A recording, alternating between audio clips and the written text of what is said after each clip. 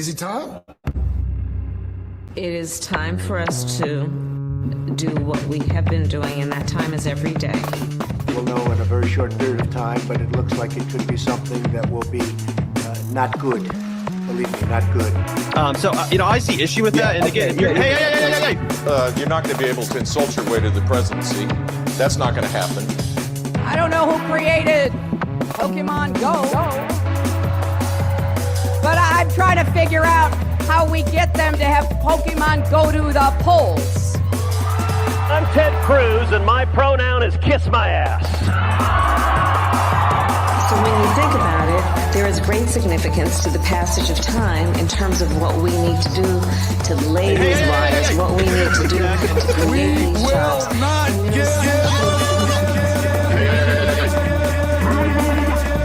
America is a nation that can be defined in a single word. I was going to put him. Not good. Believe me, not good.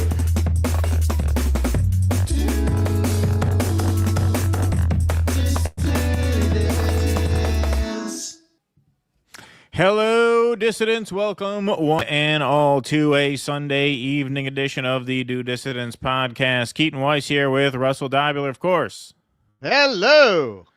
As you can see, Russell's got some new tech tonight because his microphone finally failed him. Old tech, really. Yeah, well. I don't know what it is with the Shure mics, man. I'm cursed. Like, no sooner did I fix the software issue than I had what I think is a jack issue. All right. Well, it sounded a little low. Jake, if you could ride Russ's volume, please, until we get a good level. I mean, I had you on. You were on auto there. Maybe it's coming through fine for them. It just seemed a little low to me, but we got it mostly figured out. So thank you guys. What do you folks say? What say ye in the chat? How does it sound? Is it too low? How's the sound coming? Or is through? it just right? What's it like? How you hearing, Russell? There's a much dumber mic. Although this probably you might have to go right up to that one. You might have to really eat that. You'll hear stuff now, right? That's true. That's true. Yeah, you will hear stuff now. You'll actually hear these things. All right, people are saying it's good. That's what I'm hearing. One person says it's good. Jesse says I'm low. Low. Yeah. So bring it closer to your mouth. That's what you're gonna have to do. I mean, I'd be doing like Trump on Netanyahu if I bring it any closer. Yeah. Well, I mean, no, you got some space to work with there. Hang on. Why don't we just bring it up? You could just do that if you want to. All right. Because like it's right at my mouth. So take the windscreen off. Isn't that gonna? No. Then you're gonna get all these plosives. Don't say any words. I'm bringing up the level. Yeah. All right. Soft consonant sounds. I just brought up the level. No T's, no P's. None of that garbage. None of that garbage. Bring the mic closer. Well, all right. So how is it now? I'm right here. I'm a half an inch from this microphone right here. You are? Yeah. All right. There you go. Now I've got it right up on my mouth. Now it's right there. So now it's a little hot. Now you're just going to have to go to auto volume, I think. Here, now I got to bring it down. Yep. And now just put it on auto. But that's it. That's how it's done right there. Yeah. Yep. All right. So that's good. That sounds better to me. We're all right. Sounds better to me. Yeah. I got to say, man, of all the time we've been doing the show, that had the most backstage 2 minutes to curtain and the main prop is broken feel to it. Yeah. Well, that's what it was. And I enjoyed it. Yeah, you got to eat that mic up. I'm right here. I'm an inch away from this microphone. You're right there? Right there. Yeah. Right there. Right there. I could set it to further away, but then you get background noise.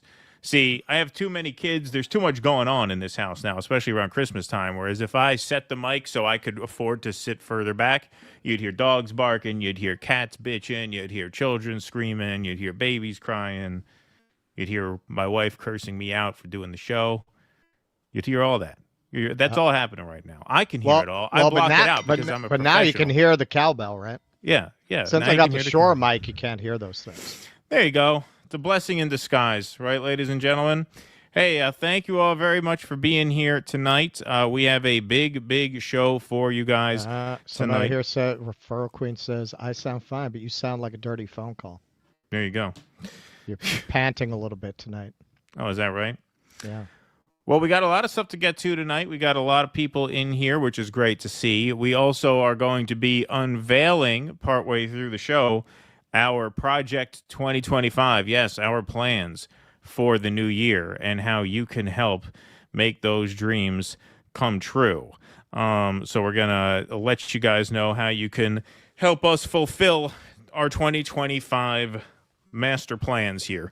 We're going to unveil those partway through the program, but we do have a lot to get to this evening. One piece of housekeeping, we are doing a patron show tomorrow night at 8 p.m. That's tomorrow, Monday the 23rd at 8 p.m. Supporter stream, content, and call-in, a little Festivus show. Although I don't like touting Festivus because of Jerry Seinfeld anymore. But, yeah, but it will be a Festivus show, 8 p.m., that starts. So if you are signed up, you will get the email with the invite link tomorrow morning. All right. Well, why don't we get started? Hey, Turning Point USA, their conference, Turning Point Action, is in full swing here.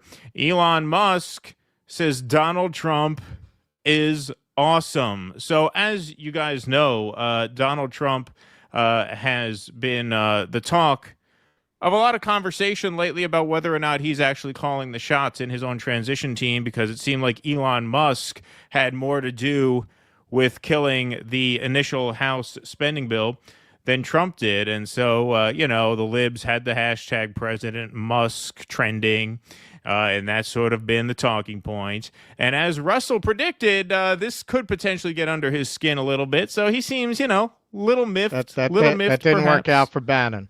Yeah, it didn't work out for Bannon too well. So let's hear what Donald Trump has to say about this.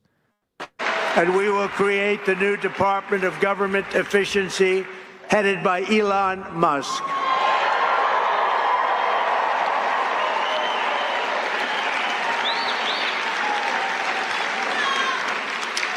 And no, he's not taking the presidency. I like having smart people. You know, they're on a new kick. Russia, Russia, Russia, Ukraine, Ukraine, Ukraine, all the different hoaxes. And the new one is President Trump has ceded the presidency to Elon Musk. No, that's not happening. Miriam Elon's done Adelson an already amazing holds that job. position. Isn't it nice to have smart people that we can rely on? Right? Don't we want that? He's done a great job. Maybe little miffed there, If you notice, Elon tweeted that out. I'm telling you, man, that is, if people want to get rid of Elon, that it's not too hard to reverse psychology, this genius. Yeah, no, it's actually fairly easy. That was tweeted out at 1:49 p.m. today. Just 12 minutes before that tweet was sent, Elon tweeted this out. President Musk, them suggest Elon, not Trump, leading GOP. Let's hear this. This going to wear thin with Donald Trump soon? I don't think so. I mean, look, they appear to be getting along well. Musk was very instrumental in his victory. And I hear Democrats, criticizing the idea that we have unelected people with too much influence over the government. I invite them to pick up the Wall Street Journal from this week and find out that unelected people have been running the government for the last 4 years. I hear Democrats criticizing the influence of billionaires on our politics when you've got this Soros punk running around collecting Democrat politicians like my kids collect Pokemon cards. So I think all the criticism of Musk coming from the left is totally hypocritical, totally over the top. And he is doing something interesting, bringing some transparency to the federal government. It's not a terrible thing. But it's transparency is one way to say it. Openly purchasing the government is what I would say. But what he says, what Scott Jennings says there, he speaks to why I think it's important to be post-duopoly and why Kamala losing was so necessary in order to give way to something better, albeit against a President Trump. Because what he says there is true. The Democratic Party as an institution is in no position to make that argument that the Republicans are letting unelected billionaires run the government. We can make that argument, but they can't. But they can't. Yeah, it's not the left. You're talking about Democrats.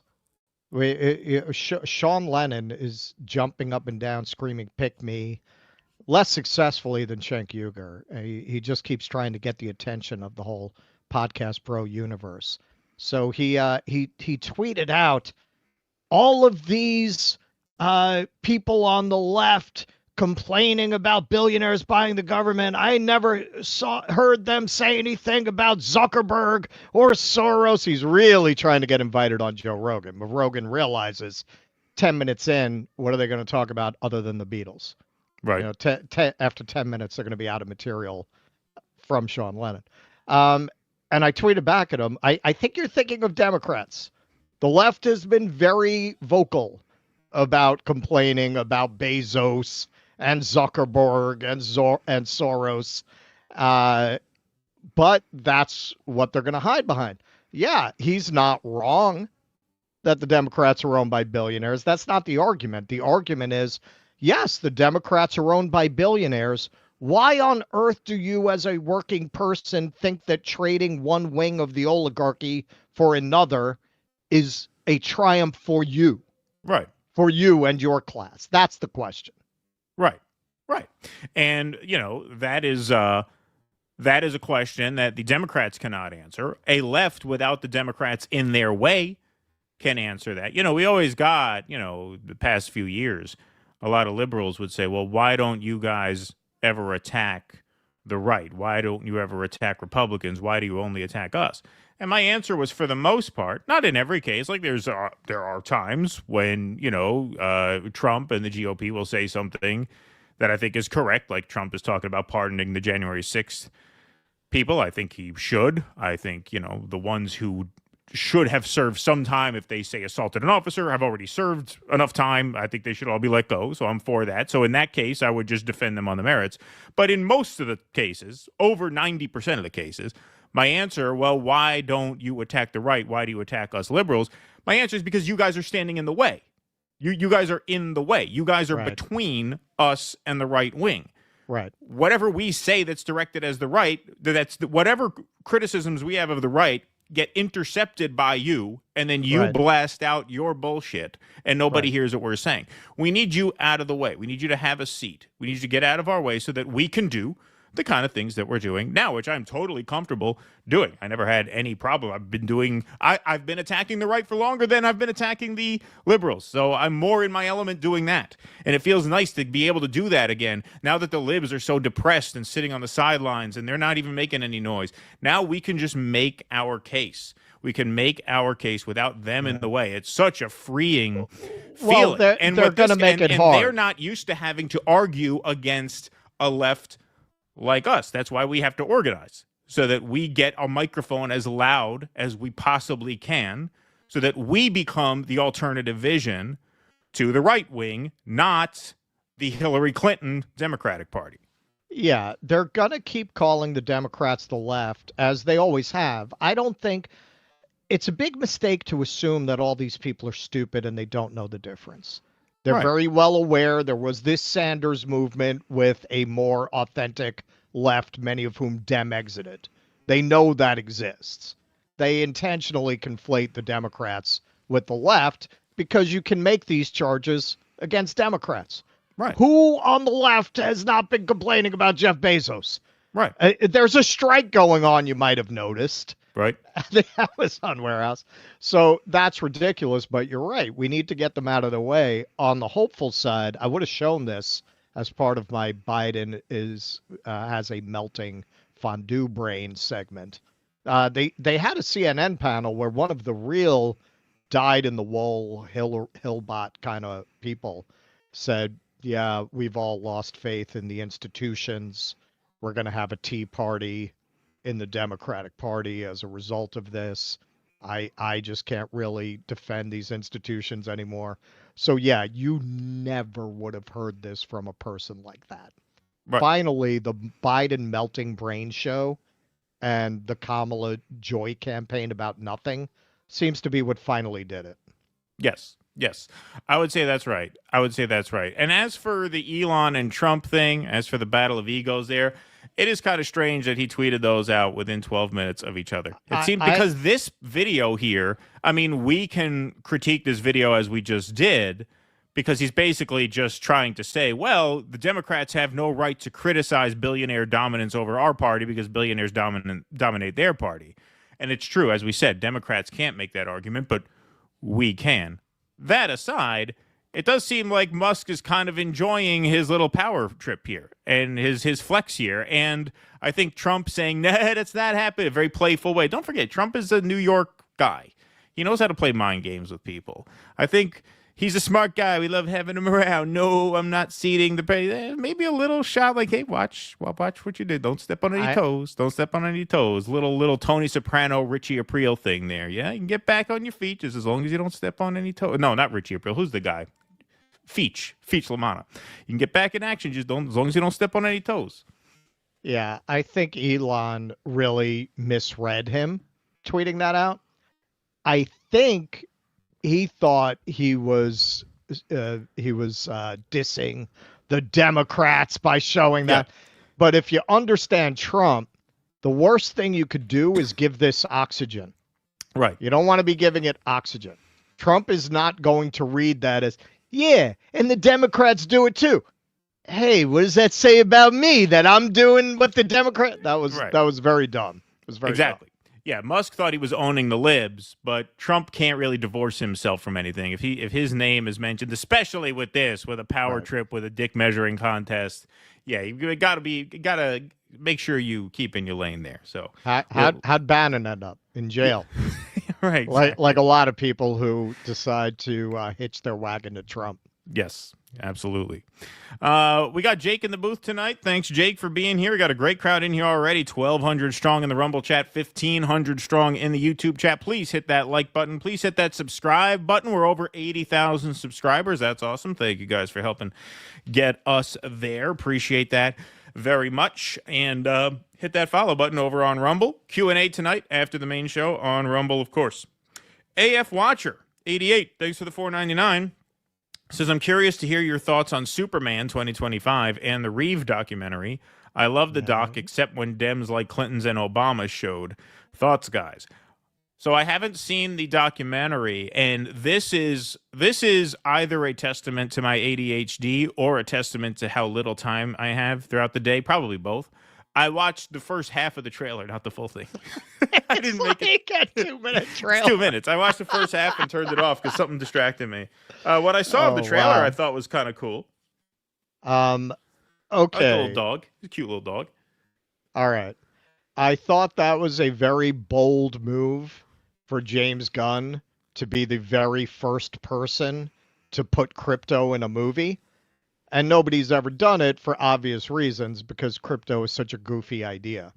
However, Gunn has a history of taking ideas that seem kind of goofy, like a talking raccoon, and making it work.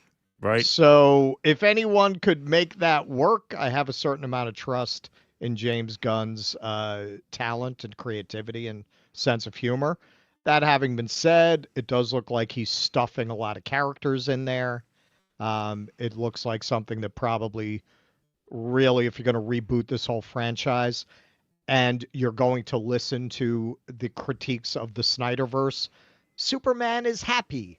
Superman is a hopeful character. Red Letter Media did a really funny thing on this where he went to see that Superman movie where Superman breaks Zod's neck and he's killing people everywhere, presumably, just knocking down buildings, just not saving anybody, just this angsty Superman.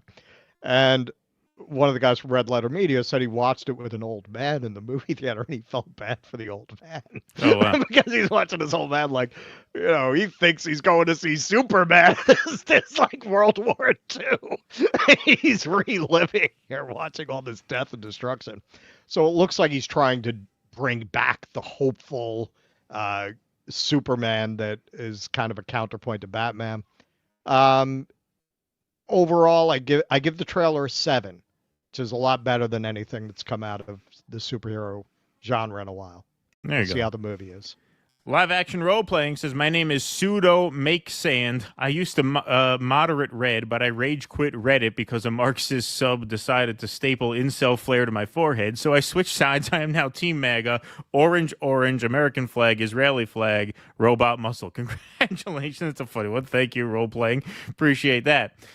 Ike Braflovsky. I like that one. That's a nice South Park character name there. Can't wait for you to talk to Jake Shields. I think great things can come from it. I think Jake would tactically respect Shama Sawan. Take clips from your interviews with her talking about never coming home to the two parties. Well, I mean, Russ just responded to him. We haven't heard back, so we're not. Yeah, I'd be surprised if we did. That's not scheduled. I mean, if we go on his show, we're gonna make him pay us a lot of money to appear on his show.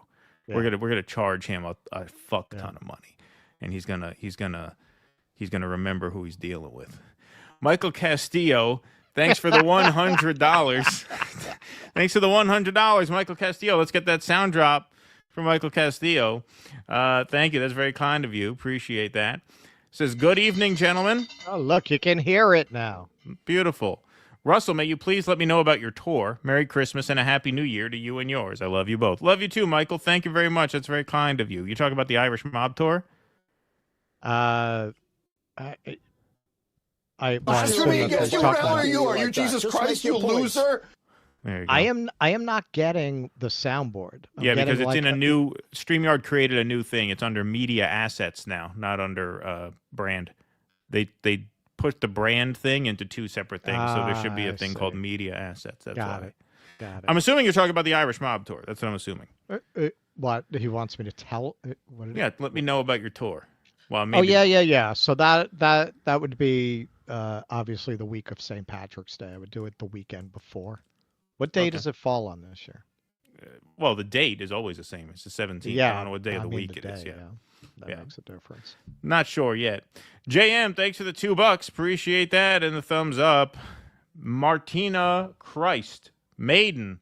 There we go. For that donation. All right. You know what? For $20, I think we can give you a maiden drop for $20. I think that's fair.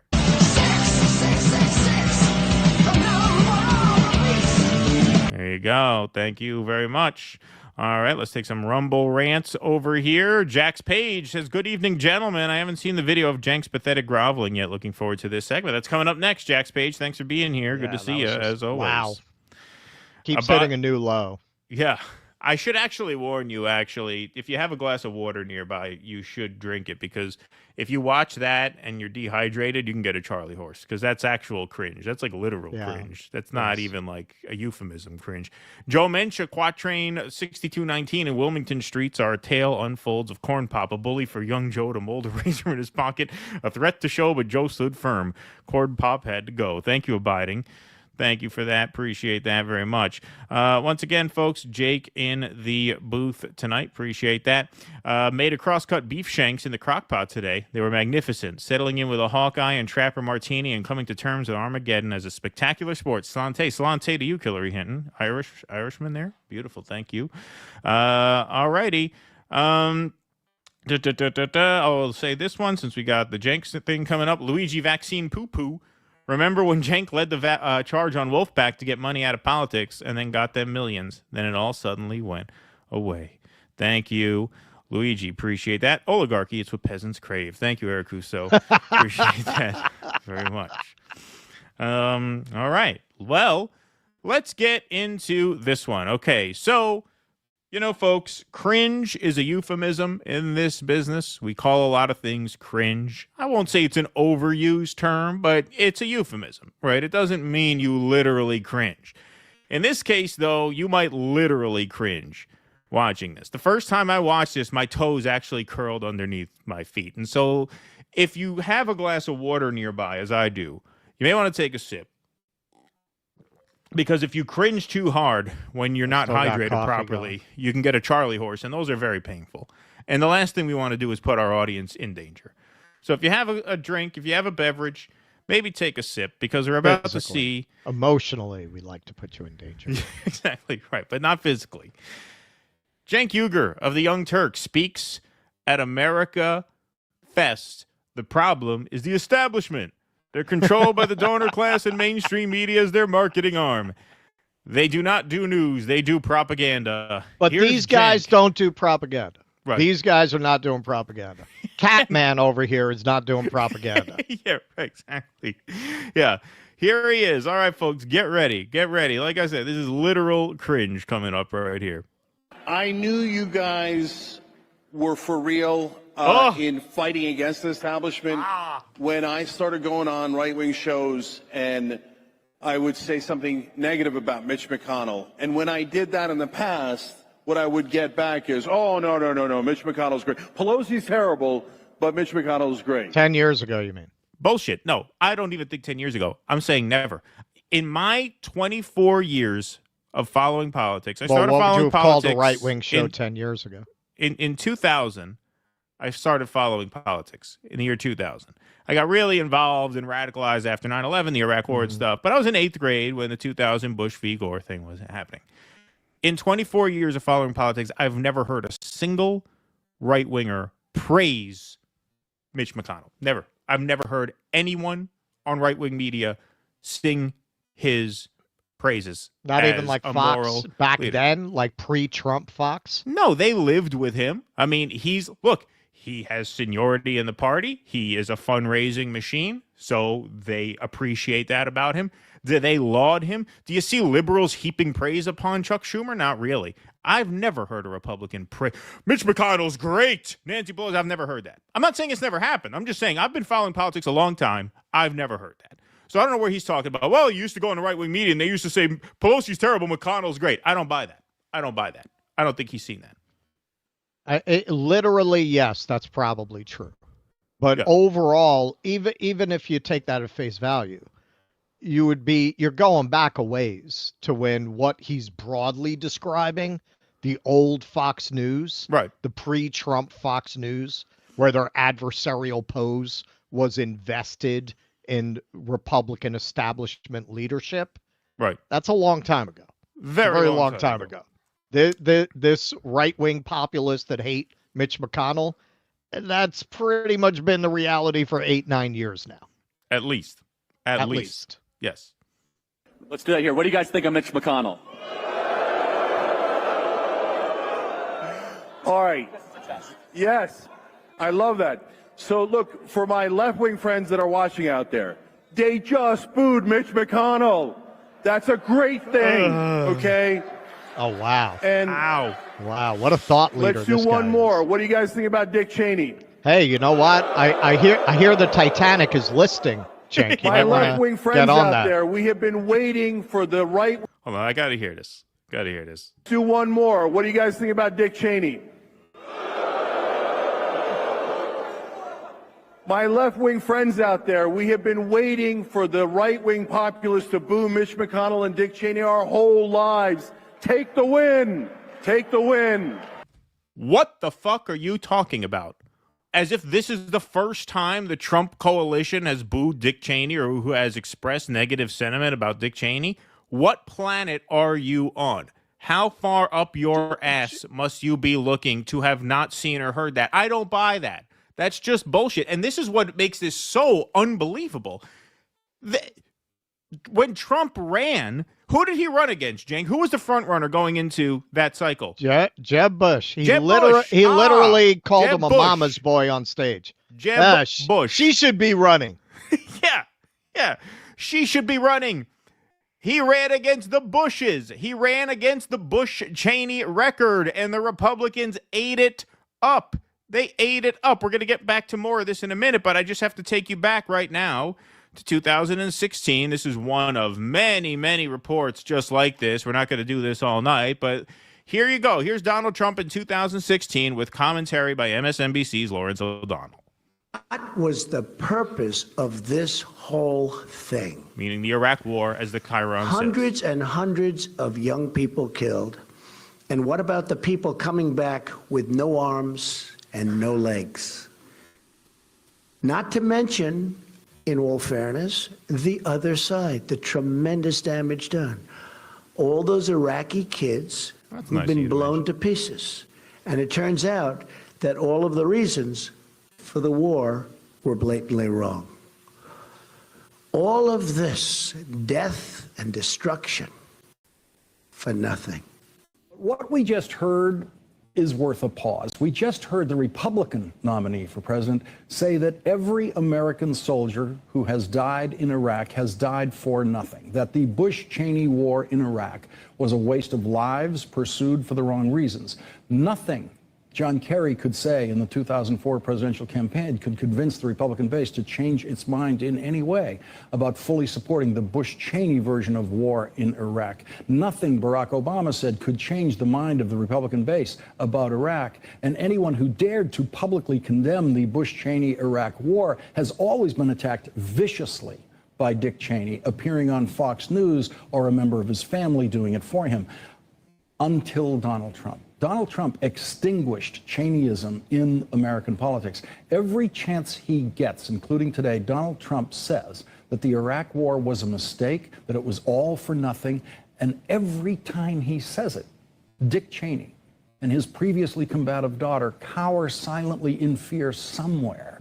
And the Republican base continues to cheer for Donald Trump. Well, there you have it. There you have it. Donald Trump ran. He just didn't hear about that. Yeah, just didn't hear about that.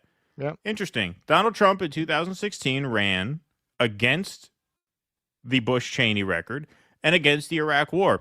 You know who supported the Iraq war? You know who was a supporter of the Iraq war was there was someone else running in this race who Cenk ended up voting for. I forget, over Donald Trump. The first time Trump ran, what was her name again? The woman with the creepy voice and the laugh, the blonde hair.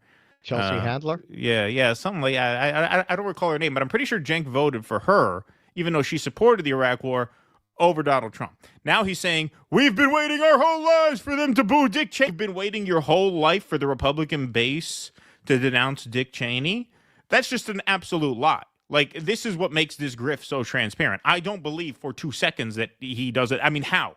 How? If you covered the 2016 campaign, there's no way you missed that. There's no way. It's impossible. This is the classic comedy bit of the turncoat jumping out at the end.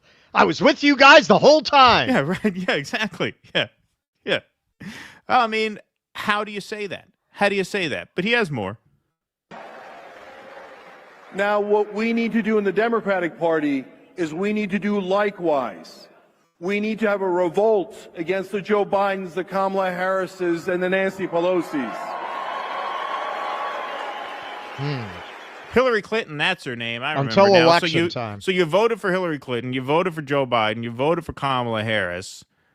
Those are the people you need to have a revolt against. And now here you are at the Turning Point Conference after you voted for Kamala Harris. Why? Why? We'll let this keep going. And the Hillary Clintons, and now all of a sudden the Dick Cheneys. Yes. What are they doing on our side? Are you guys nuts? Right? I have to interject. When all of a sudden Kamala Harris is doing the Liz Cheney thing, I said, does she want to lose? I mean, what's amazing is I said the same thing. Wow. Look, Dick Cheney pulls it. Doesn't she know there are people turning into cats in Ohio? Yeah, exactly, yeah. 13%. What lunatic thought it was a good idea to wrap yourself around Dick Cheney?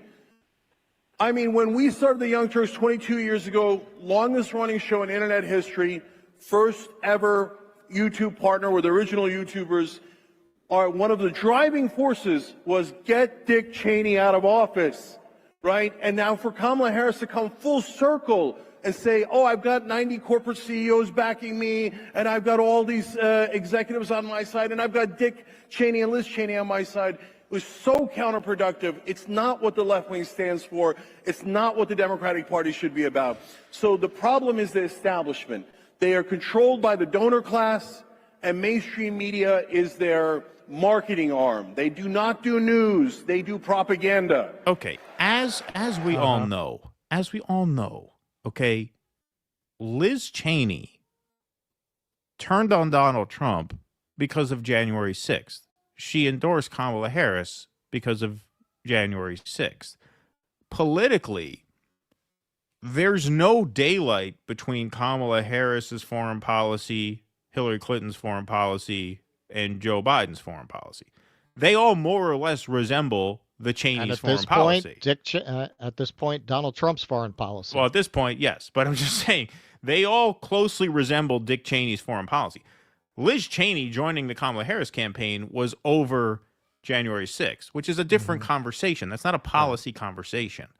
Right. Again, to pretend you don't know this is just outrageous. Like, how much contempt do you have for your own audience that you would pretend not to have realized these things? You covered the Bernie campaign very closely. You were everyone's go-to source for the Bernie campaign. Now, you had the whole crew there. You had Jimmy there at the time. Cenk did one of the best here. I will give him props for this. One of the best segments in indie media I've ever seen was Cenk's takedown of the Nevada convention bullshit about the chair throwing and shit.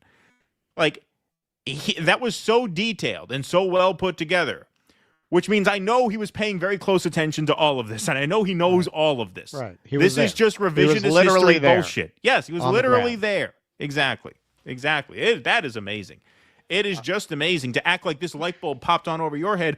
Add to that the fact that everybody who tried to do what he's doing back in 2016 and 2017 was basically smeared as a right-winger, as a MAGA, right? You've gone MAGA. You've sold out to the right wing.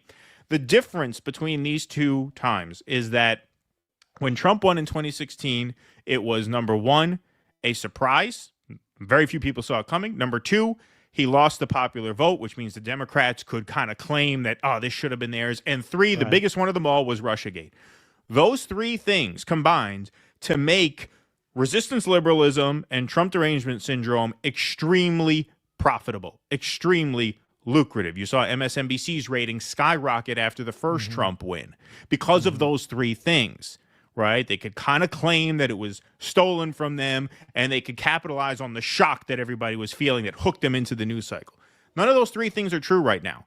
Now the liberals are just resigned to nihilism. They're not even talking politics anymore, which means what? Which means there's no money to extract from them because they're not a reliable audience block anymore. Now the game in his mind is to do what a lot of his peers did 8 years ago, which is seek common ground with people who are not necessarily natural allies, but with whom you might be able to forge common ground. That's what he's doing now. People he's been calling Putin puppets. Right, people who he's been calling Putin puppets and viciously closet attacking Nazis. for 8 years. Exactly. Yes. Yeah. He is essentially saying what Jimmy has been saying for 8 years. Right. As if he's now a thought leader. He is the rightful person to forge this link between MAGA and the progressive left. According to who? And Jimmy never spoke at Turning Point. Could you imagine if in 2018 or 2017 Jimmy Dore had appeared at the Turning Point conference? Could you imagine Grifter! The hay they would make about that at TYT?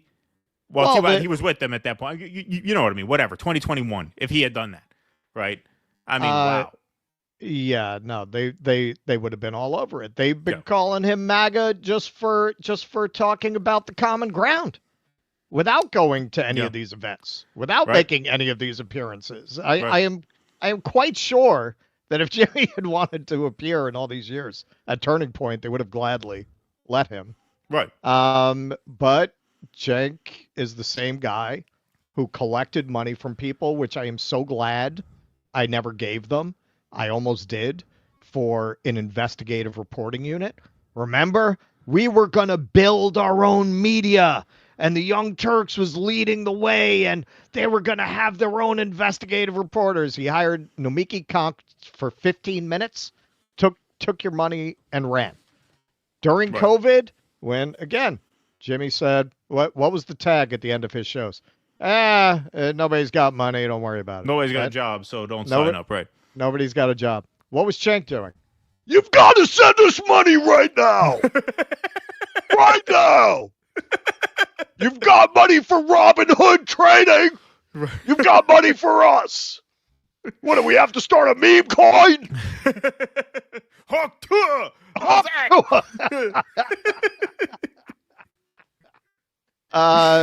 So I mean, this is who he is. He's a fucking grifter, man. He's trying to bend with every new trend. And when you watch him now, honestly, I'm not trying to body shame the cat. I've been there. Not that bad, but I've been there. He just looks fat, tired, old, sweaty, done. He looks like a guy who's done. Washed, as they say. Washed. You know what he reminds me of right now? He's like Willie Loman. It's like he's running around with his sample case trying to get everybody to buy his wares, and you can see that he's washed up and it's over for him. And the only one who hasn't figured it out is Cenk. Yeah, they should do a production of that. They can have John Idarola play Biff. The kid. You should do it. They have the resources. That would be funny. An online YouTube version of Death of a Salesman. Death of a Grifter. Yeah. Yeah, that would be good. I like that idea. Good stuff. Alrighty, folks, we're going to move on here. Hey, folks, if you have a passion project or an arts project or a book or music or a small business or anything that you want to help promote with us, you can go to dudissidents.com/sponsors and fill out a sponsorship form. We have a great musician who did just that. His name is DJ Vulture. So DJ Vulture is an artist, producer, and DJ based out of Detroit, Michigan. His album, Rise, pictured here, is a politically charged sonic exploration that traverses multiple genres. Tracks like Politrix, If You Want to Get Hurt, and Indira Chain invoke the memory of Public Enemy, Wu-Tang Clan, and Company Flow, while pieces such as 1849, Brainwashed Pink, and Cannibal Zombie are brutally industrial, reminiscent of Skinny Puppy and Ministry. Others, such as I Will Not, Circles in the Sky, and Singularity, are ethereal, dreamy, and hallucinogenic. With Rise, DJ Vulture has expanded beyond your typical electronic music to include live vocals, guitars, synths, percussion, And of course, it wouldn't be a DJ record without turntablism. So help support the underground and pick up the soundtrack for the revolution, Rise, on Bandcamp for $10. So Jake created this nice hyperlink here. dodissidents.com/DJ takes you to the link to get your hands on this album. So help support our dissident artists out there who are helping support the show. Check out DJ Vulture, give it a listen, and pick up that album for your listening pleasure. And thank you, DJ. It's the first of many ads we'll be reading for you, my friend. Thank you very much. All right, let's go to Q Star Sonic. Thanks for the $9.99 super sticker over there. Appreciate that. Eric Maines, thanks for the $10. Assuming Deep State is infiltrating social media to the extent they did news outlets, thoughts on effective ways to avoid the subversion of podcasts and platform view as a threat to current power structure. To avoid the subversion of us. Well, I mean, look, I would say one way to avoid the subversion of podcasts is to, support us and listen to us on free speech platforms and to become paying members. I hate to sound like a Cenk Uygur there. I hate to give you that kind of an answer, but that is what censor-proofs the operation. Like, that is what keeps the operation going, because we call ourselves independent media. But, Michael Brooks said this a while back, and he was right. He says, we're more like Uber drivers than independents, because we're relying, yes, we are independent, and we have our own shop, but we are creators on platforms that are not very accountable to us, and that probably don't like us very much. Right. And so the way to help avoid that subversion is to kick in $5 a month on Locals, or support us on Substack or Rumble or something like that. That's the honest answer. I know that sounds a bit hucksterish, but there's no way around it. That's the honest answer. And honestly, be discerning. Be discerning. If you find yourself never disagreeing, you are being hustled. If you find hosts that everything they say you agree with, they're selling you a brand. They're selling a brand. And I would say that is more people in the space than not. It doesn't necessarily mean that. I'll give you, when I had my last theater company, I realized that most of my taste I couldn't sell. So I focused in on the 20% of my taste that was marketable, right? 70s counterculture, comedy, horror, sci-fi, the more commercially oriented side of my taste. So it wasn't that I didn't like that stuff, but 80% of what I like was not represented in the work I was doing because I couldn't sell it. That's most podcasters. Yeah, man, it's not that some of them literally don't believe what they're saying, but most of them will not tell you things they think that are going to hurt them, that are going to hurt their eyeballs, that are going to hurt their numbers. So you don't really know what they think. Right.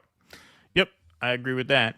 Salamander Fry, thanks for the $10, says, hey, you guys are all right. You're all right too, Salamander Fry. Thank you very much. Sparky, thanks for the $5, said, I'd have my nuclear war if it wasn't for Scott Ritter and you meddling kids. Joe Biden, probably. Appreciate that. Let's see here. Where is that? All right. Michael Castillo, thanks for the $5. Me and my brother are looking to see you. My birthday is March 16th. Oh, beautiful. Awesome. Cool. Well, thank you, Michael. That sounds like a great idea. What happened to Wolfpack? Cenk no longer talks about it. Yeah, I know. Yeah. Yeah, what happened? Bit the dust. There's more than one spectrum of left versus right, says Eric Cousseau. There is the culture identity spectrum, and then there is the authoritarian spectrum and an economic spectrum, which is class-based. Thank you for that, Eric Cousseau. Appreciate that. To the average Republican, the left is synonymous with Democrats, liberals, and everyone left of center, or not overtly conservative. Yes, that's true. And that is, they like it that way. They do like it that way. And that is a problem.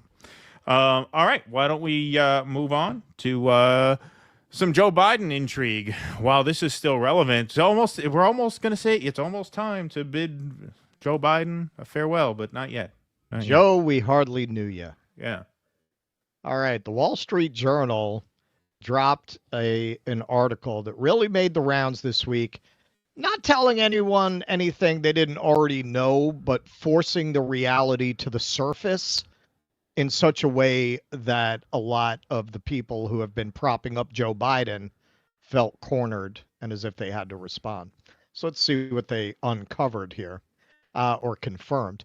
During the 2020 presidential primary, Jill Biden campaigned so extensively across Iowa that she held events in more counties than her husband, a fact her press secretary at the time, Michael LaRosa, touted to a local reporter. I got to say, that's not a very sharp press secretary if you didn't immediately know that might not be a good thing to point out. Right, right. Even then, as we will see, it was pretty clear his brain was melting. Right. His superior in the Biden campaign quickly chided him. As the three rode in a minivan through the state's cornfields, Anthony Bernal, then a deputy campaign manager and chief of staff to Jill Biden, pressed LaRosa to contact the reporter again and played down any comparison in campaign appearances between Joe Biden, then 77, and his wife, who is 8 years his junior. Her energetic schedule only highlighted her husband's more plodding pace, LaRosa recalls being told. And this is, remember, during the pandemic, he ran a basement campaign, and that was too much. Right. The message Well, this would have been the primary, so this was a little before that phase of it, right? Oh, yeah. Well, no. The primaries were still going on at the beginning of COVID. Well, remember, because right, they were getting slammed about Super Tuesday, holding events and that kind of. So they were still going on, right, depends They on were how early urging on. people to show up to vote at the same time that they were starting to lock down. Right. The message from Biden's team was clear. Quote, the more you talk her up, the more you make him look bad, LaRosa said. The small correction foreshadowed how Biden's closest aides and advisors would manage the limitations of the oldest president in U.S. history during his 4 years in office. To adapt the White House around the needs of a diminished leader, they told visitors to keep meetings focused. Interactions with senior Democratic lawmakers and some cabinet members, including powerful secretaries such as Defense's Lloyd Austin and Treasury's Janet Yellen, were infrequent or grew less frequent. Some legislative leaders had a hard time getting the president's ear at key moments, including ahead of the U.S.'s disastrous pullout from Afghanistan. Senior advisors were often put into roles that some administration officials and lawmakers thought Biden should occupy, with people such as, we've been saying this the whole time, Jake Sullivan's running the country, with people such as National Security Advisor Jake Sullivan, Senior Counselor Steve Ricchetti, and National Economic Council head Lael Brainerd and her predecessor frequently in the position of being go-betweens for the president. Press aides who compiled packages of news clips for Biden were told by senior staff to exclude negative stories about the president. The president wasn't talking to his own pollsters, as surveys showed him trailing in the 2024 race.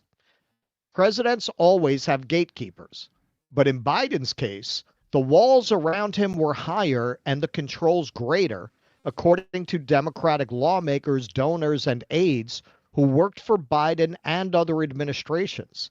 There were limits over who Biden spoke with, limits on what they said to him, and limits around the sources of information he consumed. Throughout his presidency, a small group of aides stuck close to Biden to assist him, especially when traveling or speaking to the public. Quote, they body him to such a degree, a person who witnessed it said, adding that the hand-holding is unlike anything other recent presidents have had. The White House operated this way, even as the president and his aides pressed forward with his re-election bid, which unraveled spectacularly after his halting performance in a June debate with Donald Trump made his mental acuity an insurmountable issue. Vice President Kamala Harris replaced him on the Democratic ticket and was decisively defeated by Trump in a shortened campaign, leaving Democrats to debate whether their chances were undercut by Biden's refusal to yield earlier. Now, this is something I'm going to say just based on the way things played out when they finally got him out. What choices was Biden making? It seems like the bunch of criminals around him were using him to stay in power. That's why they wanted to prop him up. It had nothing to do with him. These people were getting to run the country. He was the figurehead. He was a perfect figurehead. He didn't know what was going on. Right. Right. I mean, the upshot of this article is basically that they knew long before the knew. 2020 race that he couldn't do it. They knew he was the only one who could beat Bernie Sanders in a primary, and this is the extent they were willing to take it to make sure that Bernie Sanders did not win that nomination. Right. This If is you the said extent. This is anything- how far they were willing to go. Yep. You were ageist. Right. He had a stutter. Right. Yeah. Same exact people who 5 seconds before were pointing this out. Right. Right. They were pointing this out. This was which reporter was it? She actually went on and said that Joe Biden was mentally failing. Yeah, I forget who. But this is, I heard somebody on Twitter compare this. Cory Booker, Julian Castro. Yeah. That's right. Yeah, on the debate stage. That's right, Castro. He forgot what he just said. I heard someone on Twitter, I forget who it was, they said that this was as systemic a lie as the WMD lie. And you could debate which one is worse. I would debate the WMD lie is worse. But if you're a liberal and you think Trump is Hitler, you have to put this pretty close, because it was this just systematic deception that got you where you are now, where Trump's taken office in less than a month. I would say this is worse than WMD, because I think at least some people parroting it believed it. I don't think anyone believed that Joe Biden was not non-compos mentis. Fair enough. This account of how the White House functioned with an aging leader at the top of its organizational chart is based on interviews with nearly 50 people, including those who participated in or had direct knowledge of the operations. Biden, now 82, has long operated with a tight-knit inner circle of advisors. The protective culture inside the White House was intensified because Biden started his presidency at the height of the COVID pandemic. His staff took great care to prevent him from catching the virus by limiting in-person interactions with him. But the shell constructed for the pandemic was never fully taken down, and his advanced age hardened it. The structure was also designed to prevent Biden, an undisciplined public speaker throughout his half-century political career, from making gaffes or missteps that could damage his image, create political headaches, or upset the world order. Yeah, tell the Russians the nukes are going to be there in 20 minutes. Right. The system put Biden at an unusual remove from cabinet secretaries, the chairs of congressional committees, and other high-ranking officials. It also insulated him from the scrutiny of the American public. The strategies to protect Biden largely worked until June 27th, when Biden stood on an Atlanta debate stage with Trump, searching for words and unable to complete his thoughts on live television. Much of the Democratic establishment had accepted the White House line that Biden was able to take the fight to Trump, even in the face of direct evidence to the contrary. The president's team of pollsters also had limited access to Biden, according to people familiar with the president's polling. The key advisors have famously had the president's ear in most past White Houses. During the 2020 campaign, Biden had calls with John Anzalone, his pollster, during which the two had detailed conversations. By the 2024 campaign, the pollsters weren't talking to the president about their findings and instead sent memos that went to top campaign staff. Biden's pollsters didn't meet with him in person and saw little evidence that the president was personally getting the data that they were sending him, according to the people. People close to the president said he relied on Mike Donnellan, one of Biden's core inner circle advisors. With a background in polling, Donnellan could sift through the information and present it to the president. Bates said that Biden stayed abreast of polling data, but this summer, Democratic insiders became alarmed by the way Biden described his own polling, publicly characterizing the race as a toss-up when polls released in the weeks after the disastrous June debate consistently showed Trump ahead. They worried he wasn't getting an unvarnished look at his standing in the race. All right, so they bullshitted him. Well, yeah, and they especially bullshitted him because from what we're hearing, according to people who had, sources within the campaign, like the PodSafe guys, they said that the internal polling for Biden versus Trump was actually worse than the public polling. It was worse than the polling we were seeing. Right. They were saying he was going to lose 40 states. Right. And so that told you they were just straight up lying to him. Which, again, I think these people just wanted to run it because they wanted to stay in power. It wasn't a huge opportunity. It wasn't about keeping him in power. It was about keeping them in power. And I got to say, at one point, the reporter says most of the Democratic insiders accepted that Biden could take it to Trump. Okay, picking that apart, they thought whatever they were shooting him up with would get him through faking his way through this race the way he faked his way through the last one. There is no way that these insiders did not know Joe Biden's brain was melting. Right. Anyone could see it. We could see it. And we're not in Washington. We don't have access to the information that these people do. On July 13th, Biden held an uncomfortable call with a group of Democratic lawmakers called the New Democrat Coalition, aimed at reassuring them about his ability to stay in the race. The president told participants that polling showed he was doing fine. He became angry when challenged, according to lawmakers on the call. At one point, Biden looked up and abruptly told the group he had to go to church. And Corn Pop was a bad dude. I got to go to church. Mr. President, it's Thursday. It's Thursday. So I'm very religious. Yeah. Some lawmakers on the call believed that someone behind the camera was shutting it down. Biden dropped out of the race 8 days later. Now, nobody in the corporate media covered themselves in glory in the mysterious case of Joe Biden and his melting brain. But the clip that people really seem to be latching onto is Nicole Wallace assuring us that claims of Joe Biden's lack of mental competence was all a Republican scheme with their cheap fakes. Growing and insidious trend in right-wing media, broadcast, print, and social media. It is to take highly misleading and selectively edited videos of President Biden directly from Republican National Committee social media accounts and then use those videos to spread messages virally to cast doubt on President Biden's fitness for office. Here is this headline from the New York Post, quote, Biden appears to freeze up, has to be led off stage by Obama at Megabucks LA fundraiser.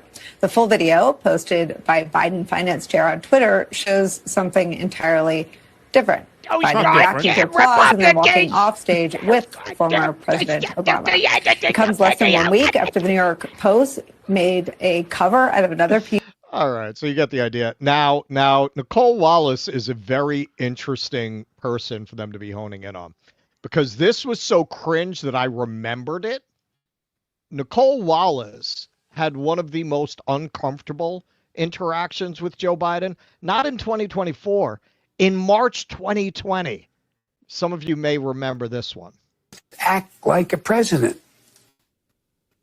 That's a stupid way to say it. You know, Donald Trump was asked on... Sorry. Go ahead.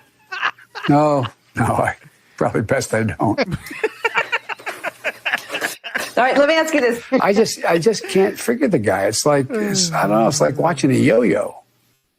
I shouldn't have said it that way. It's like watching. It feels that way. I want to ask you. It feels that way. She backs him up.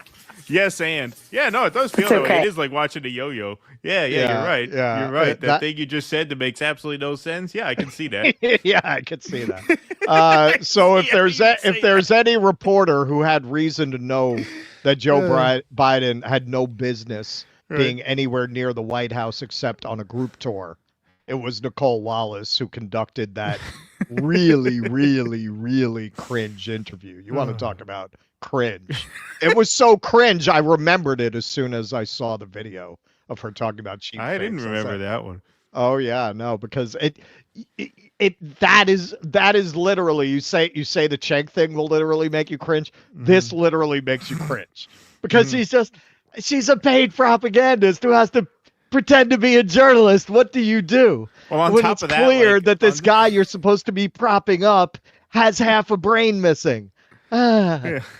On top of that, like the delay in the video feed makes it even more awkward because she doesn't know when to start or when he's going to stop. Just terrible. Just terrible. All right. So that was a little chestnut I wanted to share with you.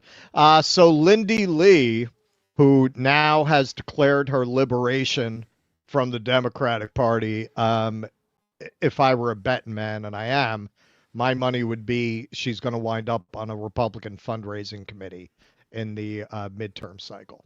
But this is what she had to say about this. Let's just be very honest what's happening here. The president has not been cognitively fit to assume the duties of the Oval Office for a number of years now, and it breaks my heart to say it, because I know President Biden, and I love the man, but he is in no shape or form able to carry out the duties that the commander-in-chief requires, and it's just devastating. And we saw that confirmed by the Wall Street Journal expose yesterday, and also many exposés in the New York Times, in the Washington Post, over and over again, how his inner circle is actively covering for him and stepping up to the plate because he simply cannot. And I hosted him on May 1st here in D.C. And I remember one of my family members saying, after interacting with President Biden, they said, oh, we're blank, we're effed. Okay, so everybody knew. So you're telling me Pelosi didn't know. You're telling me all these media people didn't know. Lindy Lee knew. If Lindy Lee knew, everybody knew. Everybody with that kind of inside access knew. So, of course, the media... Some of them are playing it. We never said any of that, or some of them are trying to blame the White House. They were so crafty. How could we have known? So Chris Cillizza's bullshit here is pretty typical of what you're getting. As a reporter, I have a confession to make. I should have pushed harder earlier for more information about Joe Biden's mental and physical well-being and any signs of decline. So let me explain. Okay, so the next words out of your mouth are going to be, and that is why I am resigning from journalism, because clearly I'm not qualified to be sharing insights or takes with anyone after getting such an obvious story wrong. That's the next thing he's going to say, right? Joe Biden was president from 2020 to 2024. I worked at CNN through 2022. During that time, the early part when I was at CNN, 2020 to 2022, Republicans would regularly ping me and say, why don't you... now that's before they fired you for sucking too much for CNN. Right. You sucked too much for C-fucking-N-N. Ask more questions to Joe Biden and how he's doing. He's 76, 77, 78-year-old man. And I would sort of brush them off because what I would say is, well, there's no obvious evidence that he's declining. Yeah, he moves a little slower. He talks. We literally, in our opening song, have evidence that he was mentally declining. Right.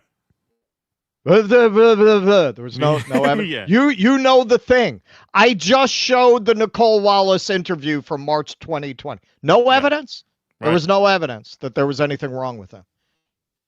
Talks a little slower, but there's no evidence that he's declining. And the White House and the people around Joe Biden were absolutely adamant that suggesting anything, asking the question about whether he was in some physical, mental, or both decline was offensive. How could you?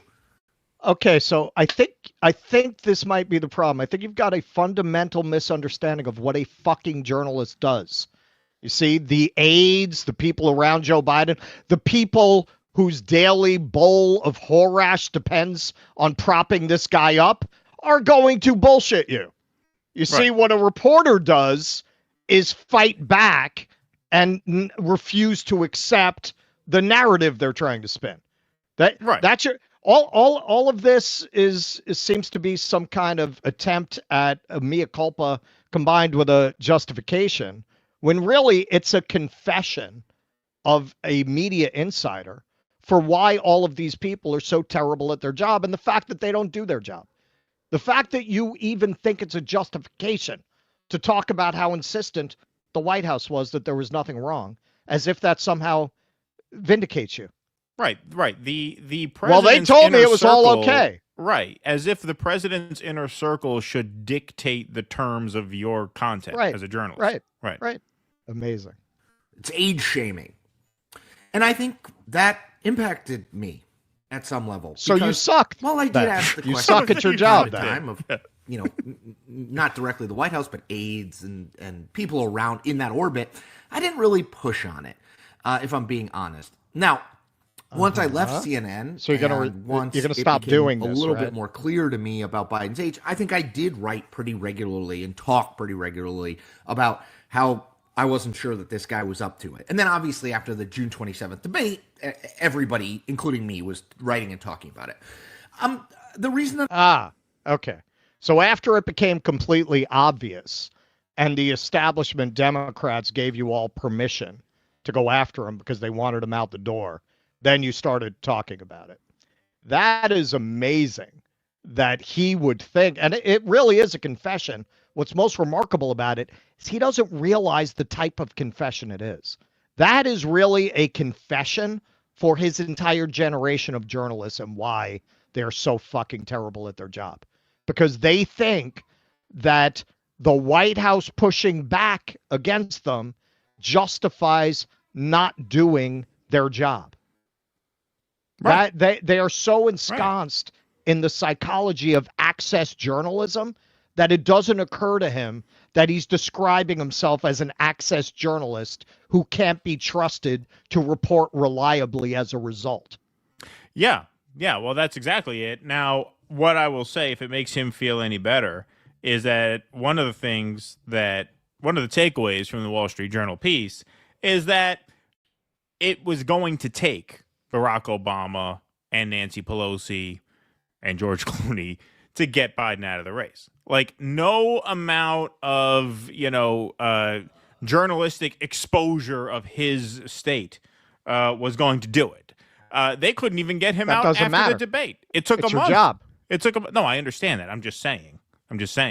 It's not as if Biden would have responded to that. There was no getting him out of the race until the top dogs got him out of the race. That doesn't excuse him. I'm just saying it would not have made a difference. Biden would not have gotten out any sooner.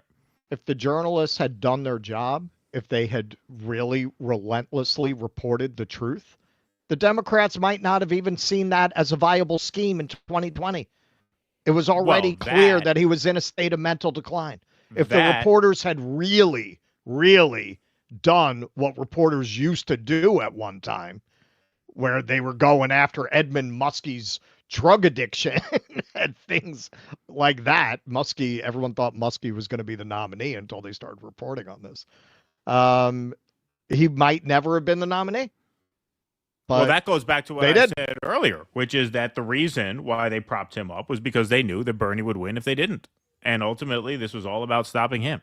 That's what that was all about. Which that wouldn't have been viable if they had done their job. They would have had to come up with something else. Yeah, that's true. That is true. All right, let's move on here. We got Ravid Laz. You guys remember Gunn's pedo-esque tweets that surfaced before the third Guardians film? Oh, no, I don't. Like that one about him? I do. Yeah, I don't know. He made some like off-color trolling kind of jokes, and it was at the height of canceling people for old tweets. But then the Guardians cast said they wouldn't do it if he got fired. So. Oh, okay. There you go. Yes, good for that rare case of Hollywood figures showing some courage at that moment.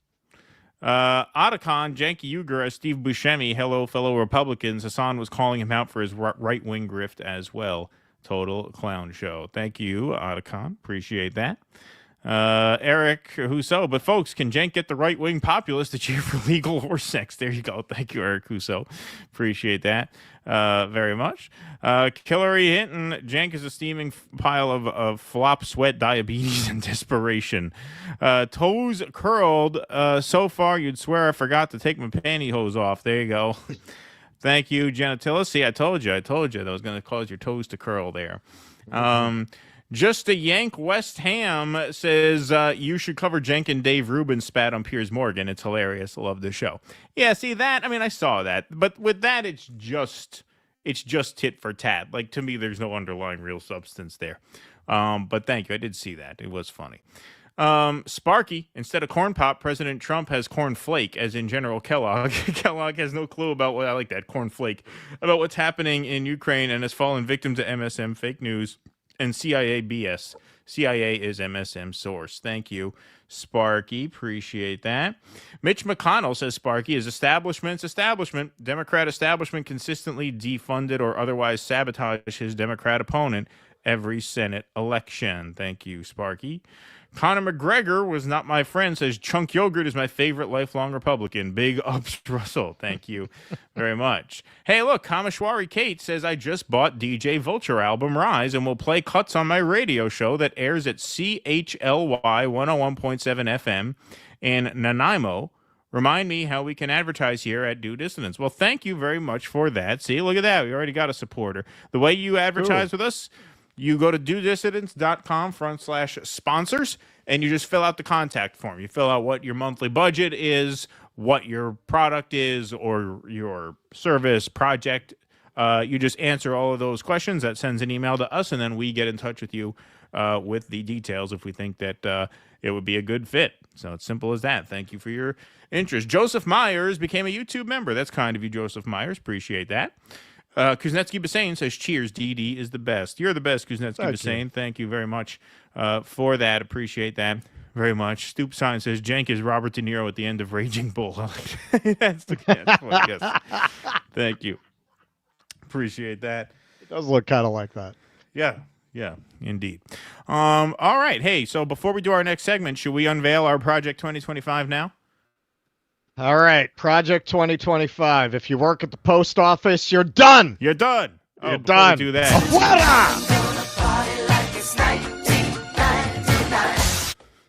All right. So, folks, we told you on our last show that on Sunday, which is tonight, of course, that we would be unveiling our big plans for the new year and be raising some money to accomplish these big plans for the new year. And so we bring to you Do Dissidents Project 2025, our plans for the new year as January approaches. So we have listed these projects in terms of priority and feasibility, and we've let you know how much money we need to raise in order to get there. So if you want to help throw some money in our hat to get these projects off the ground, go to givesendgo.com/Do Dissidents. The first is the Workers' Strike Back Convention in Seattle, Sunday, February 23rd at 10 p.m. local time, 1 p.m. Eastern time. We do need $2,000 to make that happen. It's a trip to Seattle. We will send at least one of us there. Family man that I am, I cannot promise my presence there, but we can promise Russell's. And so with the flights and lodging and things like that, that is what that is going to cost. So $2,000 gets Russell Dobular to Seattle, Washington for the price of $2,000. That is the Workers' Strike Back Convention. And if it's just me, there will be money left over that'll just stay in. That'll carry over into the other projects. Exactly. Yeah. If it's just Russell, it won't take up all of that funding. But Jill Stein's going to be there. Chris Hedges is going to be there. Nick Cruz is going to be there. We're hoping we can get some other big names there. But as we know, labor organizing is the key to all of this left action here that is going to be raised in the new year and years to come. And so we're very excited about this. We are going to be streaming it, and we're going to be covering it, and we're going to be participating in it. So you can get us there for $2,000. Yeah, we very often will get the question from some people, maybe they're not as familiar with the show, well, you're so negative about anything. No, we're not. We're negative about the duopoly. We're negative about one wing of the oligarchy replacing another and calling that a triumph for the people. That's what we're negative about. We actually are positive about movements like this. We're positive about the striking Amazon workers who are out there in the brutal cold right now. That's where we find hope. And that's why it's so important to us to be at this and hopefully stream it. Hopefully Rumble will put us on the homepage, which they did all through the Chicago convention, including the Workers' Strike Back event. We got great numbers for that. A lot of people were exposed to the message. That's what we want to do there. All right, so that's Workers' Strike Back.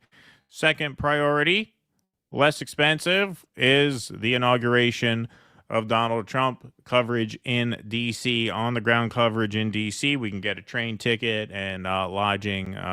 We could do that pretty cheap. That's $500, so that brings our grand total up to $2,500 for Workers' Strike Back and the Inauguration Day coverage. We will stream that. We should be able to get an exclusive on Rumble there, no problem, and have a lot of fun with that. So that is Inauguration Day coverage. That gets us up to $2,500 in total. All right, now this last concrete item on the list is something that Russ and I have been talking about for a while, and we could not announce this until recently because of news. Yes, we didn't know how it was going to go. Yes. We didn't know how this was going to go, but as most of you know, we did a feature-length documentary film on Jose Vega called Ruckus. We filmed that in 2023, released it earlier this year. We do intend on doing a documentary, filming it spring to summer of 2025, and we do intend to make the subject of that documentary the Uhuru movement, the African People's Socialist Party, and Omali Yeshitela. We, of course, had to wait and see if he'd be available for the film. Didn't know how that was going to be. So we could not announce permission this. to go to the prison or not. Exactly, yeah. So we did not know what the feasibility or the logistics of this was going to be until very recently. But this is a project that I've had in mind for quite some time. Since we first interviewed Omali, I had the idea to do this because Omali is always inviting people who interview him to come to North St. Louis Yes. and to bear witness to the work that he and his movement have been doing there. And so we want to do just that. The film will not simply focus on the case against them. That's going to be an element of it because it's a major event in the history of their movement, obviously, and it's the most contemporary one. But it's really going to be about profiling one of the very few lasting examples of left success. And it really is going to be a celebration of him and of them.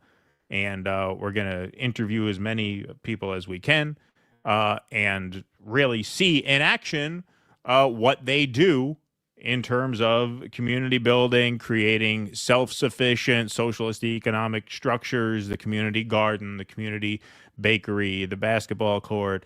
And, you know, I'm proud of how the Jose doc came out. I think it came out great. But you know, it had been 14 years since I had actually like directed a movie. And so I brought a little bit of a 2009 mindset to a 2023 production. Now being more attuned to when he pulled out that camera with the crank, I was like, Yeah, Keaton, right. what are you doing? Yeah, now more attuned to the new technology. I have a great vision in my head of what this will look like and sound like. I'm super excited to do this. So that is going to require Russell and I in St. Louis for a week, which is going to cost some money. So that's a $7,500 price tag, which brings our grand total to $10,000. Very simply, that's what we need to raise to make this happen. So if you want to help us make that happen, go to givesendgo.com/do dissidents. Now, I know what some of you are thinking. What about the Arts Festival? We're thinking that too. Okay, we are thinking that too. We do not plan to scrap the Arts Festival. There's a question in our mind at this point. Do we do the Arts Festival in the spring, or do we shoot the documentary in the spring and then have the premiere of the film as part of a fall Arts Festival with comedy and music and sketch and theater? Which will also give me time to do smaller projects on the way to build a crew. Yes. Takes a little time to build a talent pool, especially in these times. Exactly. Back in the day, it was just about talent. Now I got to screen people for their politics. Exactly. Now I can't have any libs, and finding non-libs in that scene, it's really scarcer than hen's teeth. Yeah, right. Yeah. So yeah, I might start with like a monthly cabaret that will live stream, and I can build up my crew that way. And then by the time you get to the fall, I have the talent pool that I need. So that's why that will fundraise for that separately. Yes. Yes, exactly. But these three projects, $10,000 gets us Workers' Strike Back access, gets us inauguration coverage, and gets us a feature length documentary film on Omali Yeshitela and the Uhuru movement and the African People's Socialist Party. We are super excited to do that. That is going to be amazing. I already know that that's going to be terrific. You know, one of the things you look for when you think about making a film is, okay, does the lead in the film have the charisma? Are they compelling enough to carry it? With Jose, I knew it was a yes. With Omali, I knew it was a yes as soon as we talked to him. You know, he's just an endlessly fascinating guy and a great guy and living legend. Literally a living legend. Absolutely. And so we want to be able to do that justice by really going down there. These are projects we believe in. All right. The inauguration is just kind of a goof, but the others two are, That's just going to be, won't it be funny to have us in the middle of that? Yes. The others are a little more projects of conviction. Serious. Yes, exactly. Yes. So that's the plan. That's the plan. So if you want to help us accomplish that, go to givesendgo.com/do dissidents. For those who have donated in the past, we did our New Hampshire coverage. We do everything we say we're going to do. We're not going to abscond with the money and not go the way certain, we don't do that. Yeah, exactly. So that's that. That is where those donations will go to. So if you'd like to help us out, givesendgo.com/do dissidents. Thank you very much. We hope to make Project 2025 a success. Okay. Why don't we move on? Let's go to segment number 4. All right. This is a labor-oriented segment of a kind. of a very dystopian kind. Right. You know, a lot of people make the observation that how do you know you're living in a dystopia? That's a really common element to dystopian films, right? People don't know they're in dystopia. They just accept that as a reality. Well, I think if you step back a little bit, by the time I'm done with this story, you can make a plausible case that we are living in the dystopia of our nightmares. Alabama profits off prisoners who work at McDonald's, but deems them too dangerous for parole. A storm. This is Robin McDowell, I believe her name is. She's been doing these stories for the AP. She did a great one back in February that just talked about the whole prison labor complex in Louisiana and other states in the South. Here she's honing in. A storm was looming when the inmate serving 20 years for armed robbery was assigned to transport fellow prisoners to their jobs at private manufacturers supplying goods to companies like Home Depot and Wayfair. It didn't matter that Jake Jones once had escaped or that he had failed 2 drug and alcohol tests while in lockup. He was unsupervised and technically in charge. By the time Jones was driving back to the work release center with 6 other incarcerated workers, it was pelting rain. Jones had a reputation for driving fast, and some of his passengers said he was racing along the country road, jamming to music in his earbuds. Suddenly, the transport van hit a dip and swerved on the wet pavement, slamming into a tree. 2 men died after being thrown out of the van. And Jones, who was critically hurt and slumped over the blaring horn, had to be cut out of the vehicle.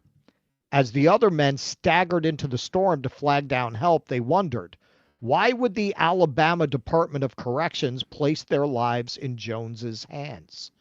They knew he had a propensity to drink, said Sean Wasden, who survived the crash, and they put him behind the wheel of a van anyway. No state has a longer, more profit-driven history of contracting prisoners out to private companies than Alabama, with a sprawling labor system that dates back more than 150 years, including the brutal convict leasing era that replaced slavery. It has constructed a template for the commercialization of mass incarceration. Best Western, Bama, but well, we know where we're not staying in St. Louis. Bama, Budweiser, and Burger King are among the more than 500 businesses to lease incarcerated workers from one of the most violent, overcrowded, and unruly prison systems in the U.S.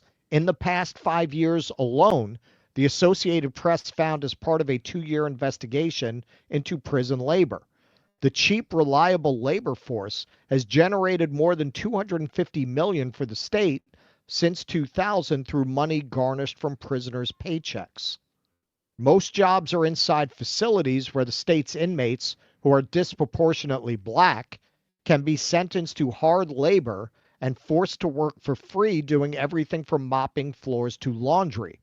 But more than 10,000 inmates have logged a combined 17 million work hours outside Alabama's prison walls since 2018 for entities like city and county governments and businesses that range from major car part manufacturers and meat processing plants to distribution centers for major retailers like Walmart, the AP determined.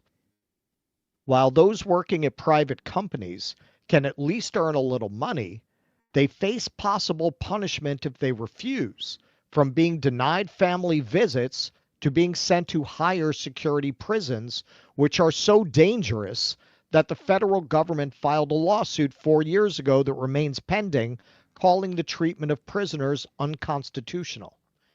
Though they make at least $7.25 an hour, the state siphons 40% off the top of all wages and also levies fees, including $5 a day for rides to their jobs and $15 a month for laundry.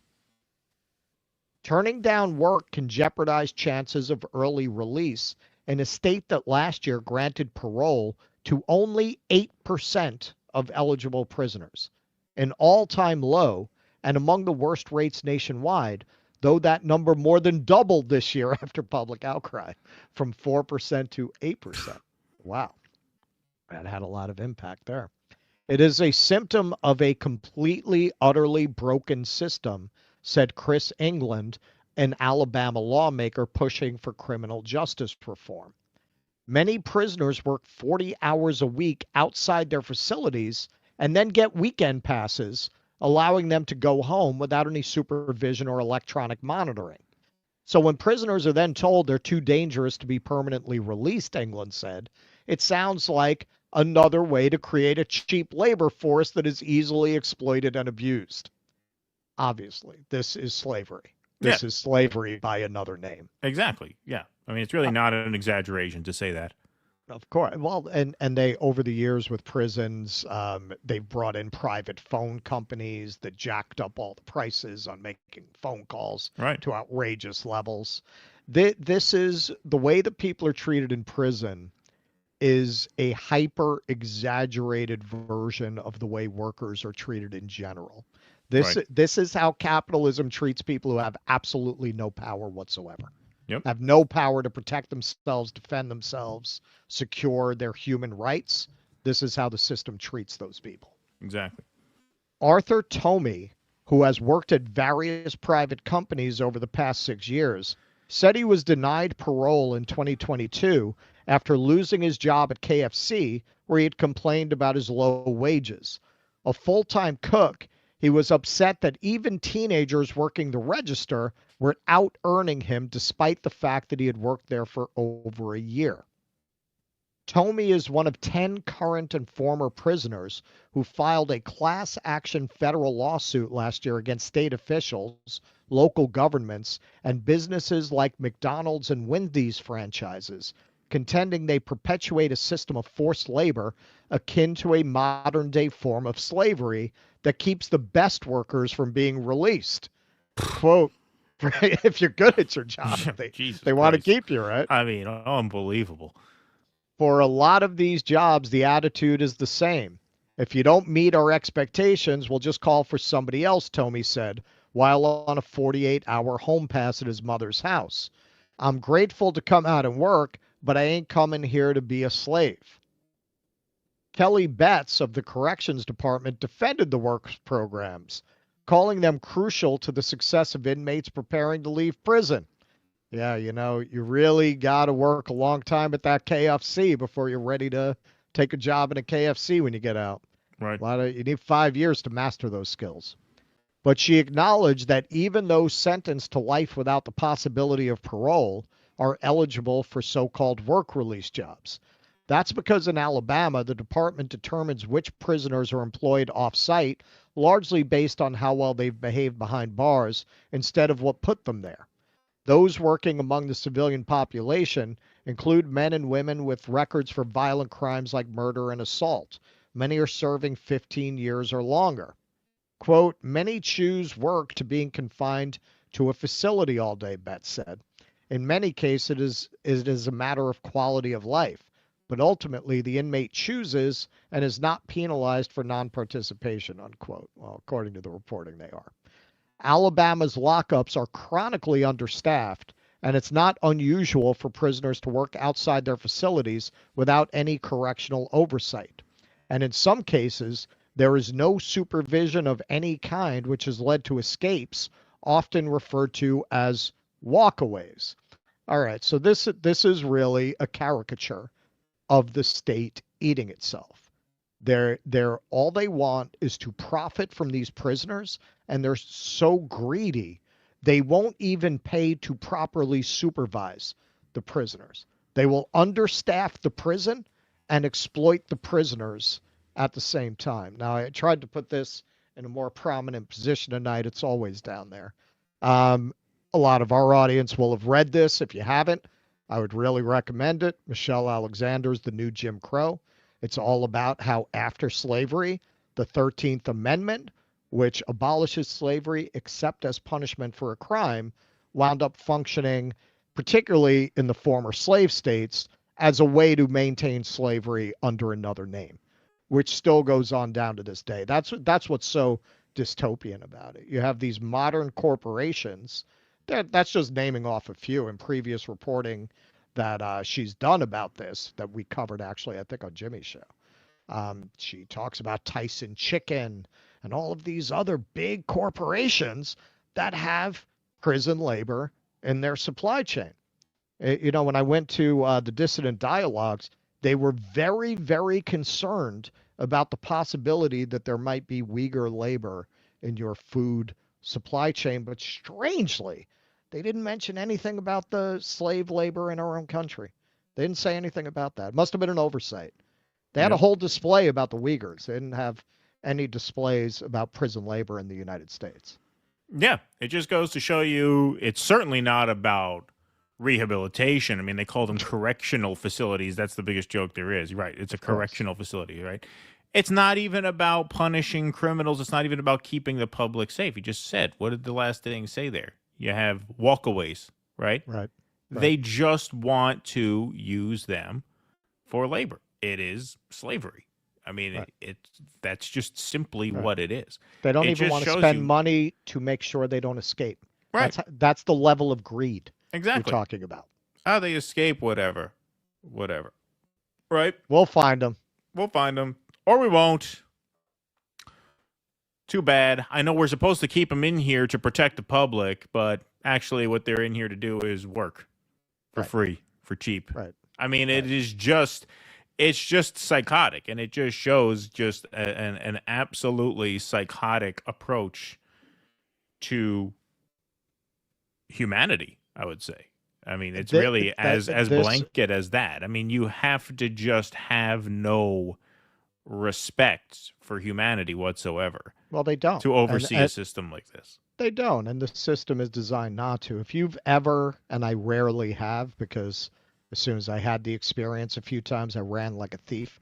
But if you've ever worked in a big corporate environment, it is very obvious that a bunch of industrial psychologists sat around to figure out how you can extract the most labor from the workforce with the least amount of pay and minimize turnover as much as possible with trivial gestures of workforce unity and we're a big family. They like to and tell them that because clearly industrial psychologists told them, well, your turnover rate will drop 6% if you use the word family in your memos. Exactly. This is that with absolutely no restraints whatsoever, no recourse to the law of the people that you're doing this to. This is what they would do to everybody if they could. Yeah, 100%. 100%, no doubt about it. All right. Cooper, thanks for the $5. In 2020, I showed a non-political friend an ORF video of Biden's gaffes, and he said, wow, he's fucked. The brain melt has been obvious for a long time. Absolutely. AD, thanks for the $20. I know you're not grifters because I don't agree with everything you have to say. I actually don't agree with anything you have to say. And I'm pretty sure you said good morning on stream.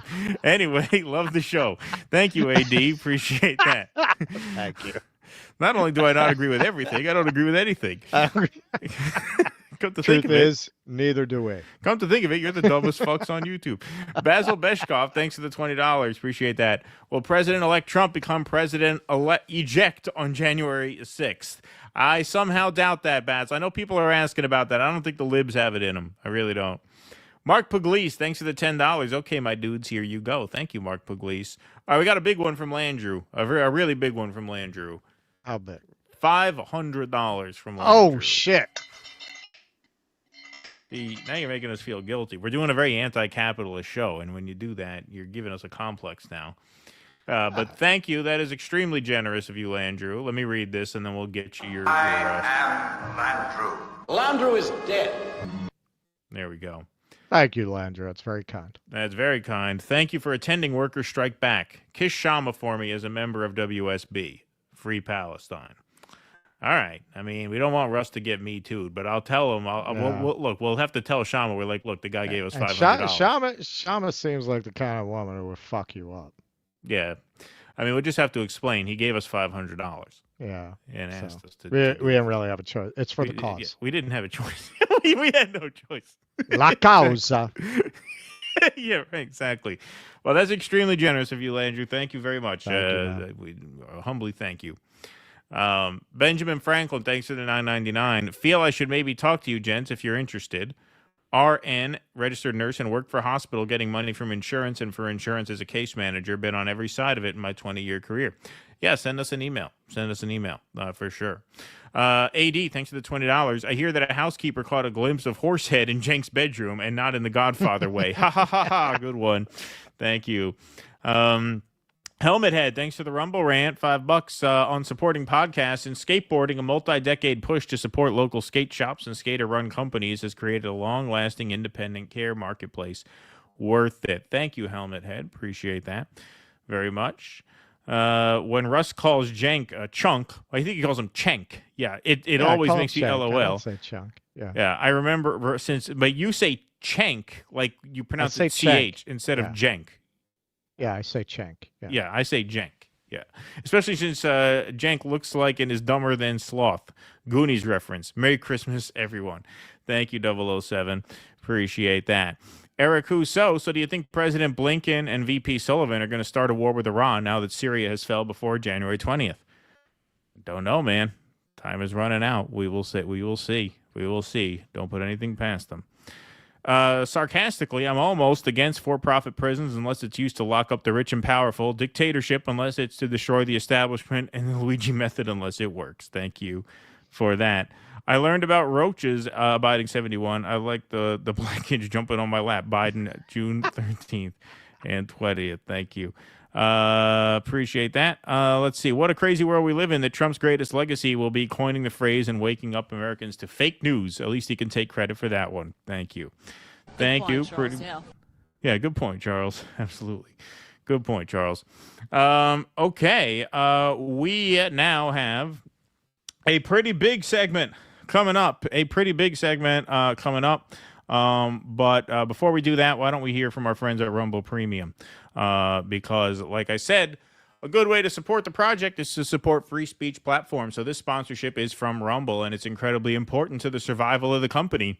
When Rumble first started in 2013, they built the platform for the small creator. They didn't censor or have biases. They were fair and treated all creators equally. No one thought that platforms would censor political conversation or censor opinions on issues like COVID, but they did, and Facebook admitted they fell to such pressure from the Biden and Harris administration. Rumble did not cave, however. They held the line, and they're attacked daily for giving shows like us a voice and a platform to talk to audiences like you.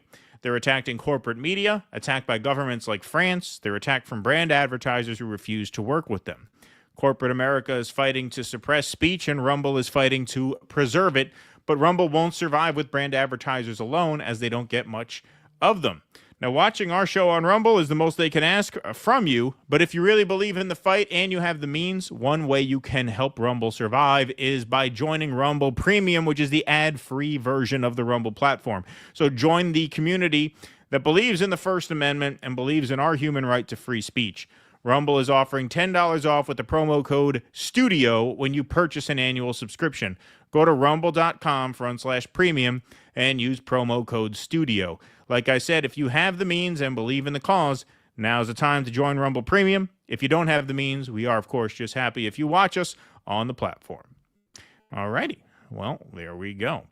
All right, folks. So now we have got a big segment for you. This is one of the big ones of the night. We have a couple of big ones of the night. We got a big show tonight. So thank you all for being here. Thank you very much. Please hit that like button, hit that follow button, hit that subscribe button, share this stream if you can. So, folks, Amazon workers are on strike. They are on strike. Locations are going on strike as we speak. And we think that's a great thing here to Do Dissidents Podcast. But Fox News' Neil Cavuto is not so sure. So here he is interviewing the Teamsters president, Sean O'Brien, about the timing of this strike action. Behind this, Sean O'Brien should know, the Teamsters General President, kind enough to join us. Sean, always good having you, but I gotta wonder, why now at Christmas time? Why this? I mean, could this have been put off until after the holiday? Obviously, you're not a golfer. This is the illiteracy that they want to instill in you, the American people. Why strike at a time when the strike will make the most impact? You could see Sean O'Brien's eyes literally rolling mid-roll as we paused it here. What a question. He said, oh, this is what this interview is going to be like. All right, let's hear him. Well, Neil, we've been dealing with this company and their games and antics for almost 2.5 years now. Enough's enough. We have the workers have spoken. They've chosen the Teamsters to represent them. We've made attempts to sit down and bargain with Amazon, with the people that we represent that signed the cards, the majority of the cards. And Amazon has refused continuously. They've even petitioned NLRB to say that what we're doing is illegal, which it's not illegal. So we have no other choice. And look, collective bargaining is all about leverage, and this is our leverage. This is our pinch point. That's right. But you're leveraging Santa. Are you fucking serious? You're leveraging Are you Santa. fucking serious right now? That was exactly my reaction. What a ridiculous country this is. I'm seeing this cold. I didn't get a chance to watch it. What a ridiculous country. You're leveraging Santa. Do you remember years ago, this clip kind of went viral, where they were talking about making the workers work on Thanksgiving? I can't remember which store it was, and one of the Fox people, it was Fox and Friends or something, the guy goes, yeah, but capitalism. Yeah, right. I didn't see that, but I remember a bunch of stores decided, you know what, fuck the midnight Black Friday doorbuster. We're just going to open on Thanksgiving night. Eat dinner at 2 o'clock and then come in. Yeah, exactly. And they were saying, oh, well, maybe they shouldn't have. Yeah, well, capitalism. This might have to be on our soundboard. You're leveraging Santa. Yeah. You hear that is one more time. Bargaining is all about leverage, and this is our leverage. This is our pinch point. But you're leveraging Santa. Yeah, well, Santa would be disgusted in the behavior that Amazon has been engaging in over the last several years. They don't respect their workers. They don't respect who makes them the success they are, and we're going to hold them accountable. They're among the highest. I understand some of of these differences, but they're among the highest retail workers in the country. Now, there are beefs here. I understand some of these beefs, but again, I'm going. You go work there. Whoa! That's not retail work. That's warehouse work. Yeah. First of all, this is not retail work. It's warehouse work. And yeah, you go work there. You'd melt into a fucking puddle by lunch. He wouldn't last one shift. No, not one shift. You'd be a puddle on the floor by lunchtime. By lunchtime, people, the workers would be dipping their chicken fingers in your brains by lunch. Yeah. Back to the timing of this, and a lot of Amazon customers who aren't really knee-deep in the weeds on what these contract issues are. But again, it is Christmas. And again, a good many Americans will see their presents delayed if their presents get there at all. Well, they can divert them to a good union company like United Parcel Service, DHL, and everybody else. And, you know, it's unfortunate they that got the public 6 has to be days put in to the do middle. that. But Right? These folks. How about they go to a fucking store? That's an option they have too. But you go to fucking Walmart, go to fucking Target, go wherever the fuck. What, you have to buy it off Amazon? Well, you need whatever piece of shit? You can't, like, they have no options. Christmas is canceled. How could you do this at Christmas? That's why you do it at Christmas. You do it at a time where you have maximum leverage. That's why the longshoremen went on strike before the election. Of course. Right? That's the whole point. And hey, I'm sorry. These are some first world motherfucking problems. You know Exactly, what? yeah. People can get their fucking presents January 15th. Fuck them. Right. Fuck Exactly. them. Right. You got people in Gaza not knowing if their fucking kids are going to be alive in the morning. Right. You're talking about people, they're going to cancel Christmas. Shut the fuck up, man. Also, you're not canceling Christmas. You could go to the goddamn store and buy whatever shit you got. Oh, it's not the thing you wanted? Well, fucking deal with it. Yeah. Deal with it. Exactly. Yeah. There you go. These folks are out there 365 days a year getting abused by Amazon. And, you know, we have to set an example. And what's the most, when you say abuse, Sean, what's going on that they're getting abused? I'm almost thinking like they're getting beaten on the job. What's going on? They are. They're getting beaten on the job. They've got the highest injury rate of any warehouse workers by a long ways. Is it? Yeah. Yeah. That they're getting abused. I'm almost thinking like they're getting beaten on the job. What's going on? They are. They're getting beaten on the job. They've got the most violations in OSHA. If you do the fact check, they're not getting paid accordingly. They're being paid through a scam, which is a third-party leasing arrangement, which they are a joint employer. These people are not being paid a livable wage. They're getting minimal benefits, if any, and it's a disgrace, and it shouldn't be allowed to happen. And this company's worth $2 trillion. Well, here's the wrap here from the company. You heard a little bit of that from our reporter, that this really isn't about a lot of workers there who are angry. This is about the Teamsters trying to get a leg in and a leg up with a company and sucking them dry for money. What do you say? I love this. We already have a leg in, we got a leg up. We're not looking to suck anything out of any company. doing no sucking, Amazon's got a duty to bargain, and they should sit down and bargain in good faith. Look, they know what bargaining is. They squeeze small businesses every single day. And if those businesses don't concede to their demands, what do? They ice them out. They blackball them. They don't deliver their products, force them out of business. We're not looking to do that. We're looking to sit down and negotiate and make certain that they treat their workers accordingly. Yeah. What do you say to people who say that you suck Jeff Bezos's long shaft all the way to the balls? What do you say to that? That's what he should have said. What do you say to people who say you squeeze his grundle the way he likes? Exactly. That's what he should have said. I mean, that is just vintage Fox News. What do you say to people who say that this isn't about the workers being angry? This is about the Teamsters trying to get a leg up and a leg in. Yeah. The Teamsters Thieves. They partnered with the ALU. That's been inked for what, over a year now? That's whatever the it is? Ayn Rand shit. Yeah. No, it's their fault. This is about the Teamsters trying to take advantage of corporations before Christmas. That's what this is. This is a power grab by the Teamsters in advance of Christmas to get a leg up and a leg in and to suck whoever dry with whatever the fuck analogy he came up with, which, as you can see, O'Brien. No, we're not trying to suck anybody, Joe. We're not sucking. I don't know. We're not sucking nobody. You know, he's a little flustered there because it was a ridiculous analogy and kind of a funny and awkwardly phrased one. But yeah, that is just an example of how they just put the onus on the union. No, labor has no legitimate beef. Labor has no legitimate grievance. They're some of the highest paid retail workers, which they're not retail workers. You try living on $23 an hour in New York City. You can't. People are sleeping in their cars. A lot of them are sleeping in their cars because they can't afford housing close enough to work.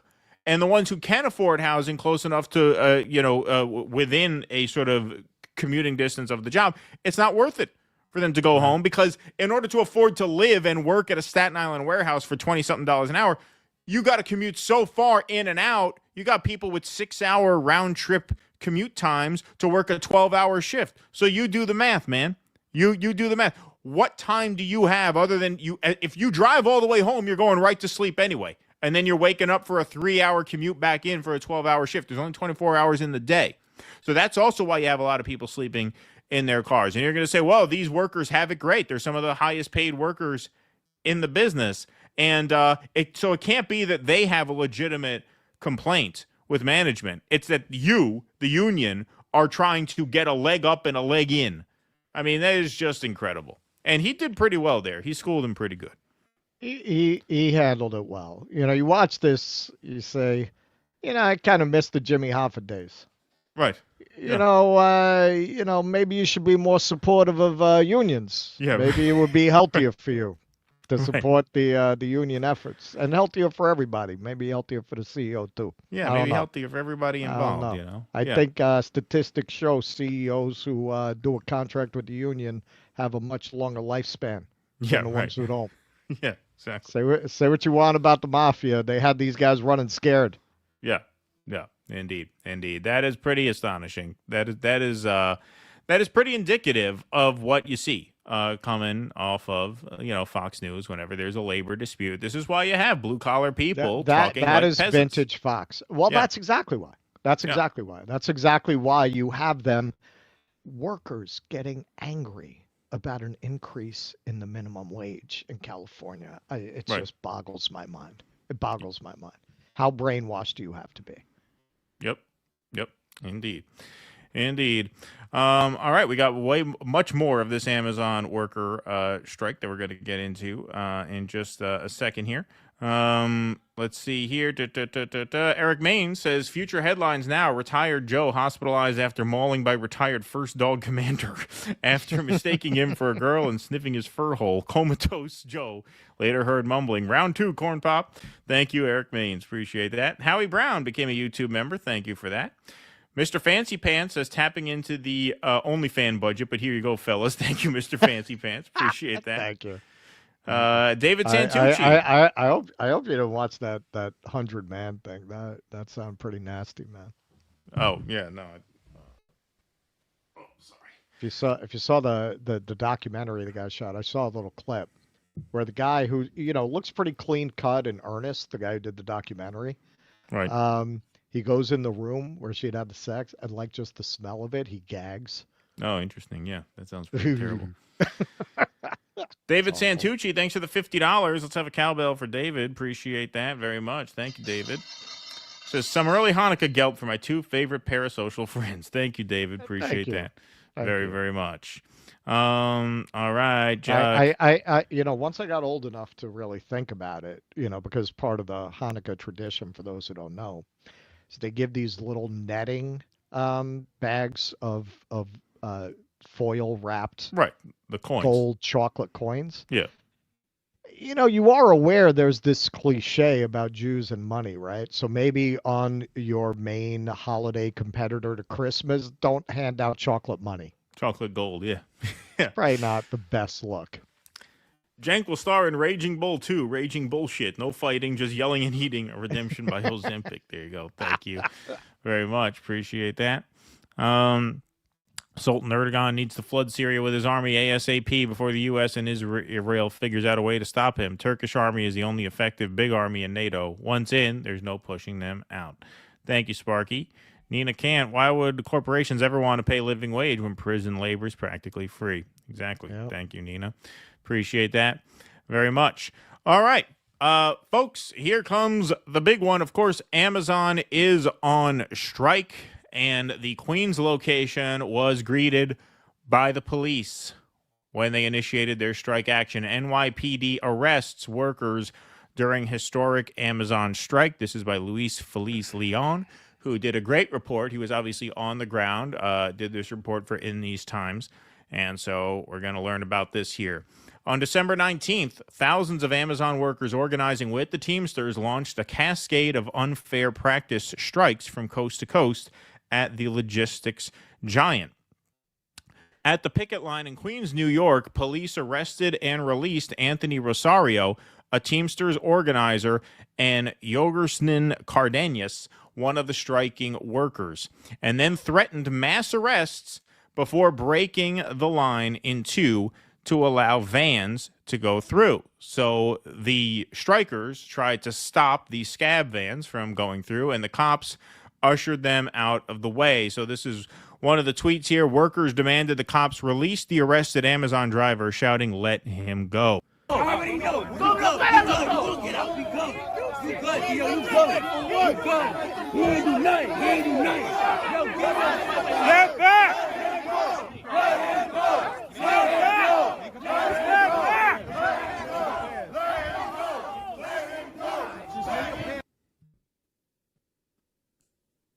The Teamsters are striking Amazon because the company refuses to recognize the unions at its delivery stations and fulfillment center and bargain with its workers. The union has argued that under the new joint employer standard, the delivery drivers are also legally employees of Amazon, which Amazon disputes. In response, the Teamsters put Amazon bosses on the clock to provide bargaining dates by December 15th or face nationwide strikes before the holiday shopping bonanza. The strike began at 6 a.m., this was on the 19th, at delivery station DBK4 in Maspeth, New York, where workers transport orders to customers' doorsteps in the NYC metro area. More than 100 strikers turned out. Hours into the strike, the NYPD responded to the planned disruption to the company's operations with 2 arrests. The first was of Amazon driver Jorgensen Cardenas, who says he joined the union push at the urging of his nephew, but didn't realize the strike had begun when he showed up to work today. He stopped his van as striking co-workers shouted for him to join them. Quote, "We were surrounding the van and we told him to get out. Come join us," says Latrice Johnson, a driver at one of Amazon's 8 subcontractors at DBK4, whom I interviewed about the union campaign in September. He was listening and he wanted to know more, and the police stopped that, and they kept telling him to keep it moving. He was saying, "How am I going to go anywhere? The people are here. I can't hit people," because they were trying to block the scab truckers. NYPD officers swarmed Cardenas, blocking him in the cab of his van and ultimately arresting him after he attempted to leave his vehicle over shouts of "let him go" from fellow workers and allies. That is some crackerjack police work right there. Yep, absolutely. Absolutely. To see that man wrongfully snatched out of the van while he's at work on the clock reminded Johnson of her brother's encounters with police. And I stood up for him like I would do for any one of the people out here, like we all family. Johnson joined others demanding Cardenas' release and trailed the police as they marched Cardenas down the street into a patrol car. An officer grabbed her by the waist and flung her back, then shoved her. So Amazon attempted to join Teamsters ULP strike. The cops first tried to block him from leaving and then went into his cab to arrest him. They flung the workers demanding his release. So here's that video.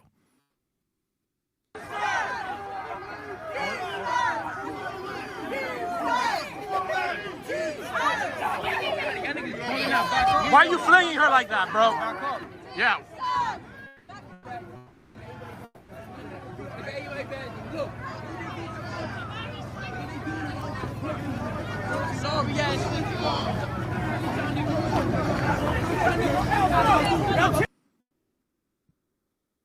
The second arrest was of Anthony Rosario, Teamsters organizer and former UPS driver who was a leader in the 1997 UPS strike.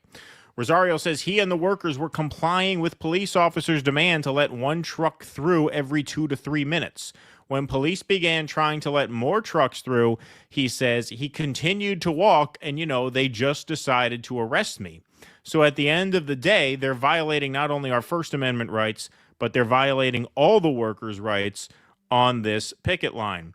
Workers stood strong on picket lines, disrupting deliveries. Police threatened mass arrests with zip ties in hand, though they did not follow through as workers united to defend each other. So this is yet another video clip that he has here. In a chilling reminder of what we've seen with arrests of activists participating in social protests, The cops not only broke a picket line, but they also threatened mass arrest to unsnarl Amazon's operation from worker disruptions. You are ordered to leave the roadway and utilize the available sidewalk. If you do so voluntarily, no charges will be placed against you. If you remain in the roadway and refuse to utilize the sidewalk, you will be placed under arrest and charged with disorderly conduct. This is the New York City Police Department. You are unlawful. That is some dystopian shit right there. Yeah, what do they got, a freaking AI? Yeah, an AI bot ordering them not to block the way. Eventually, police barricaded the picket line and cleared a path for trucks to leave the delivery station unimpeded.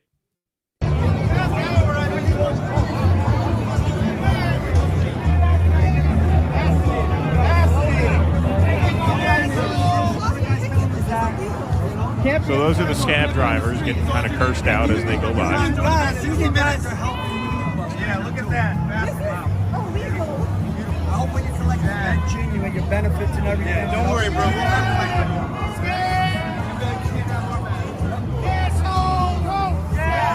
Don't let them fool you guys. It's a shame, man. All union brothers, man. Amazon directed comment requests to the NYPD saying it was the police who chose to detain the individuals. The NYPD did not respond by publication time. In a previous statement, Amazon spokesperson Kelly Nantel told In These Times the strike is illegal and the Teamsters do not represent thousands of Amazon workers. Rosario and Cardenas were released with support from the Teamsters legal team. We are all together in this. That's the only way we're going to get what we want, said Cardenas afterwards, alternating between speaking in Spanish and English. We got to keep fighting. If we don't fight, we're not going to get more money and more benefits because, believe it or not, we deliver more packages than UPS and FedEx. So here he is getting a hero's welcome back to the picket line after being let out of police custody. Up earlier, so he's got a few words. Give it up for him, everybody. Give it up. Thank you. Yo, we gotta keep it together so we can make this shit happen. That's the only way we're gonna make it happen. If not, whoever don't wanna be here, keep it moving. That's so. We gotta be up. Good for him. Teamsters Local 804 President Vincent Perrone views the fight at Amazon as a do-or-die moment to uphold industry standards across the logistics industry. Quote, when you look at these Amazon drivers and warehouse workers, they have to pay for their own medical, says Perrone. They have no pensions. They're making half the hourly wage of UPS employees.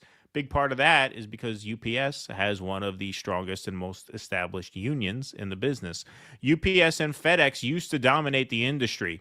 Now this shithole company comes up that's worth $1 trillion, and they're sending people off into space, but they want to pay people like shit. We have to change that, and we are going to change it right now. Asked how he felt upon his release, Cardenas said, I feel like a hero because I had the courage to stop my van. Well, you should feel like a hero. Damn right. Good on you. Good on you. So in this free country of ours, as opposed to, police states like China and Russia, when you want to go on strike, when you want to leverage your labor against your boss to try and improve your lot in life, working conditions, pay, leave policy, insurance, etc., not only do you have to go up against the second, and in some cases the first most wealthiest person in the world, in this case the second. Didn't he You have to stop go by up. Mar-a-Lago last week? Yeah, well, don't worry, we Yeah. will get to that. Yeah. Mhm. You have to go up against the cops as well. You got to fight the police. You don't just have to fight the boss, you have to fight the law. Now, some people will say, well, that's not capitalism, that's crony capitalism, that's corporatism. There's no difference because there's no self-correcting mechanism within capitalism to prevent the oligarchs from buying the state. And at that point, the state works for them. Hence, shit like this. The police rousting people and arresting them for choosing to participate in the strike and forcing the striking workers to step aside so that the scabs can go through. So you're not only facing the rich, you're facing the arm of the rich known as the state, as represented by, in this case, the NYPD. That just shows you what a David versus Goliath fight this is, which is why you need so badly worker solidarity, because you're not just up against Bezos, you're up against the cops as well. They make it as hard as possible. This is why we watch the union documentary. Chris Small says this is a marathon, not a sprint. That's just to get the union. Yep. That's step one in a very long process. Now, if you actually want them to come to the table, as they're legally required to do, look at what you're up against now. And that's only the first chapter of this. We have more, but go ahead. This is why I think subconsciously, and we were talking about this a couple of weeks ago, subconsciously, I think people know this, and it's so intimidating that that's why they sign up with somebody. That's why they sign up with the MAGA movement, because the alternative is fighting this fight. Right. They'd rather not fight it. They will do everything they can to avoid it, because fighting this fight has real consequences.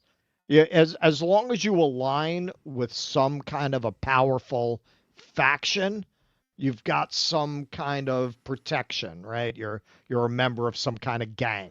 You're a member of some kind of club. You really fight the system. You really fight power. Wow, man. Now you really have the forces of the state against you. All of this MAGA shit and all the podcasters who feed it to you, it is all aimed at undermining solidarity. It is all to take working people who mostly, in my experience, are good, decent people, and they don't want that power in the labor movement. So they will convince a bunch of people with no money, no power, no capital, no property, no health care, no nothing, that it is in their interests to support libertarianism. Yep. Libertarianism is great if you're fucking rich. Yep. If you're rich, because you got enough money to buy whatever you need, right? You don't need the state to provide you anything. What's in it for you? This is the old Ayn Rand bullshit. Oh, you're going to make the better hamburger and you're going to be McDonald's. What? No, you're not. No, you're not. You are going to be serving these people as they degrade the conditions of your life and your family's life while you cheer them on because a bunch of scumbags like Dave Smith, who are rich motherfuckers, told you, yeah, no, this is good for you. This is good for you. This is what's going to help your family. No, it's not. It's good for them. It has nothing to do with you. Yep. You're going to sleep in your car, working 12-hour shifts at Amazon, eating corn syrup and seed oils on your break, and then you're going to die 15 years before you should, because you're going to live unhealthily, and it takes such a toll on your body and such a toll on your psychological health. It breaks up families. You know, I mean, there are studies after studies, that just show the impact that this has on marriage and divorce and all that stuff. And instead of directing you at this fight, they're going to direct you, oh, there's a man in women's sports. And hey, I bring that up because nobody has covered that from the left more than I have, okay? I've always been against that. But I also recognize why they make this such a central issue. Because they want you to feel that when they shut down the trans athlete in the middle of Nebraska, you won something. Yeah, you won. Yeah. You didn't win shit. How did your life improve from that in any way? They want you focused purely on culture war kinds of triumphs. And they want you, this is where it becomes a real peasant mind. They want you to think that when Elon wins, you win.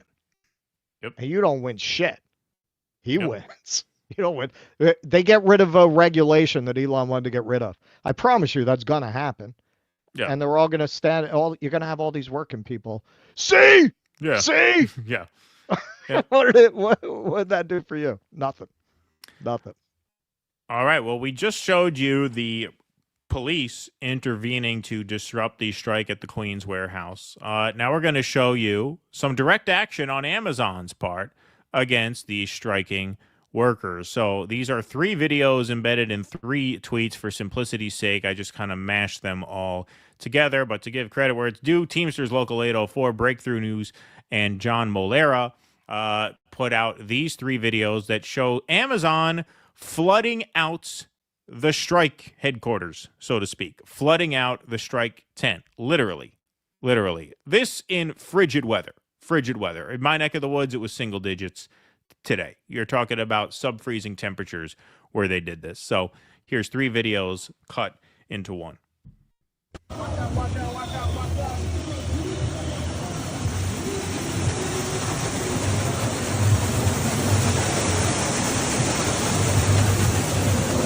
So this is in Mass, this is in Queens, and look, it's where they got their food set up. Frigid in New York. Frigid. Well, they just opened the sprinkler release, and we were just like, oh, here, because as you see, we're sitting down here. Like, I believe they did that because what we're doing is having an effect. So they're just, being petty right now. But that's not going to stop us. We're going to keep fighting. And honestly, that's a safety hazard. They shouldn't be doing something like that. All my 2 years here, I've never seen that open like that. So just, we're going to be out here fighting. Well, here we are at the ULP strike against DBK4, against Amazon here. And Amazon is retaliating in absolutely an unlawful way here. They are breaking the law. I don't know what law they're breaking, but this is a law they're breaking, and it's going down into the 20s tonight. This is going to be a hazard on the street when it freezes up. They're doing this deliberately to try to disrupt our peaceful protest, our peaceful strike. We're just picketing. According to the law, we have a right to do that. And here they are being obnoxious, absolutely breaking laws, and I hope somebody can serve them with the appropriate paperwork to sue these, whatever they are, up in Amazon for what they're doing right now. Yeah, so not only are they flooding out the tented areas with the food and stuff, but what happens, well, like he says, when that water freezes and someone walking down the street that night slips and breaks their neck on the ice? Yeah, that's going to be black ice when it freezes. That's going to be black ice. Exactly. Well, that was at the Queens location. Staten Island workers at JFK 8, Chris Smalls' warehouse. Amazon workers at Staten Island join thousands on strike. So this was December 21st. So this was yesterday, reporting that they had joined them overnight. So more local Amazon workers walked off the job Saturday morning, this time on Staten Island. Workers at the JFK 8 warehouse in Bloomfield joined picket lines in solidarity with workers in Maspeth, Queens, and other locations around the country. It is all part of what the Teamsters Union says is the biggest ever strike against Amazon. The union said that momentum continues to mount as workers seek fair treatment from the online retailer. The action involves thousands of workers who are picketing in 4 states. The Amazon Teamsters movement grows bigger and stronger every day and will not be stopped, the International Brotherhood of Teamsters said in a statement posted on social media late Thursday. The JFK 8 warehouse is the second facility in New York City to join the picket line. So Talia Jane was out there, and I want to give shout-outs to Freedom News. They were out there. I know Status Quo was out there. Kudos to everyone who made it out there every day. Yeah, kudos to everyone who's out there, because it is cold in New York. Brutal. And you'll see the weather was a major factor here as well. So Talia Jane happening now. Amazon labor union workers and supporters are rallying outside JFK 8 on Staten Island ahead of a midnight strike due to Amazon refusing to come up to the bargaining table following a December 15th deadline. So this was 10:55 p.m. on the 20th, which would have been Friday night into Saturday. That's when they joined the walkout. Talia had a thread of, I think, about 5 or 6 videos. I mashed them all into one so you can see all of her work. Go follow her and really make sure that you follow everyone who is on the ground here, because not only is this really important work, but it's really hard work to do. in these temperatures, you'll see weather was certainly not their friend on Friday night into Saturday. So here's her footage. New York is the union's hub, and they don't get no peace. If we don't get no conquer, then they don't get no peace. Then they don't get no peace. If we don't get no conquer, then they don't get no peace.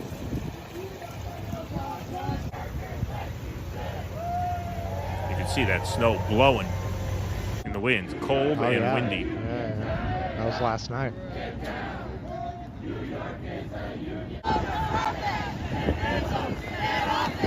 And you'll see what the cops do here too.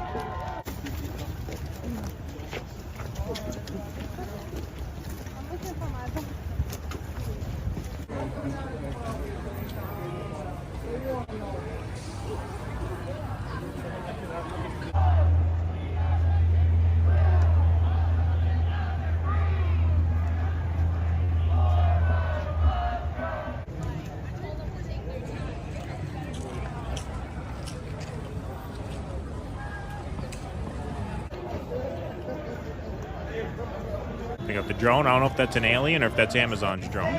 Yeah. Okay, so now here the police come and listen to what the police tell them. Stay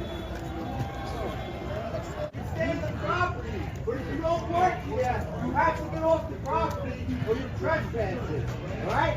That's pretty much plain and simple. If you got ID that shows you work for Amazon, just let us know. You're free to protest. All right? If you don't work at the property, you trespass. Sir, do you have? Let's go. You're gonna walk off. That's We're gonna no have to ask you to problem. leave. All right, so please go. All right, do you favor. I don't want to get you jammed up. All right, let's go. All right. Do you have ID on you? No, do you have that can work here? Because the cutoff was right there. I have to answer. You can stand outside. Sir. I understand, but this is private property. They're not letting the people with trespass be there? Nope. Private property. Press pass or no press pass. Fuck you. This is Jeff Bezos' warehouse. It's his grounds. Nobody comes on here that he doesn't want on here. Once again, folks, this is capitalism. This is not corporatism. This is capitalism. It's his property. It's his building. You want to express solidarity with the workers? Fuck you. Get back there off the property. Do it out there. Don't do it here. Oh, you're press? You want to report on what's going on? Fuck you. This is our property. It's our building. Free society, Get off. baby. That's free society. Exactly. That's free society.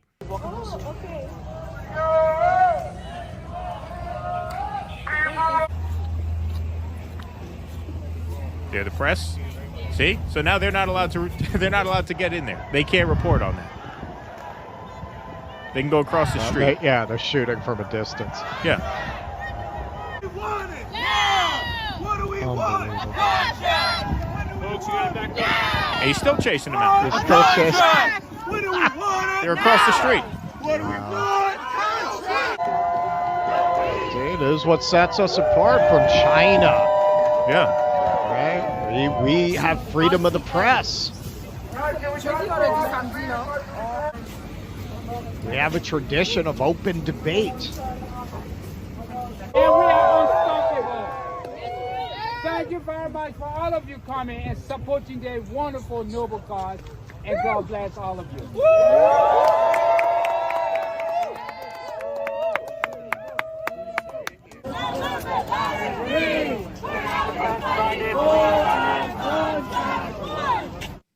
All right, so you got workers out here in the freezing cold, wind and snow being pushed around by the cops, reporters being pushed around by the cops. All they want is a dignified life as a blue-collar worker. That's all they want. Yep. That's all they want. And look at the hell you have to go through. You get rousted by the cops. You get flooded out by the warehouse. Then you go to organize on the grounds, and the cops say, no, break it up. Unless you work here, show your ID. If you don't work here, go across the street. Look at what they're going through in the freezing fucking cold and wind just to try and get some fucking dignity. And then look at where the boss is at. Professor Kiss, Donald Trump dines with Jeff Bezos on the eve of the Amazon strike 2 nights ago at Mar-a-Lago. Neither of these corporate-owned parties is on the side of the American workers. Damn right, Professor. Here they are.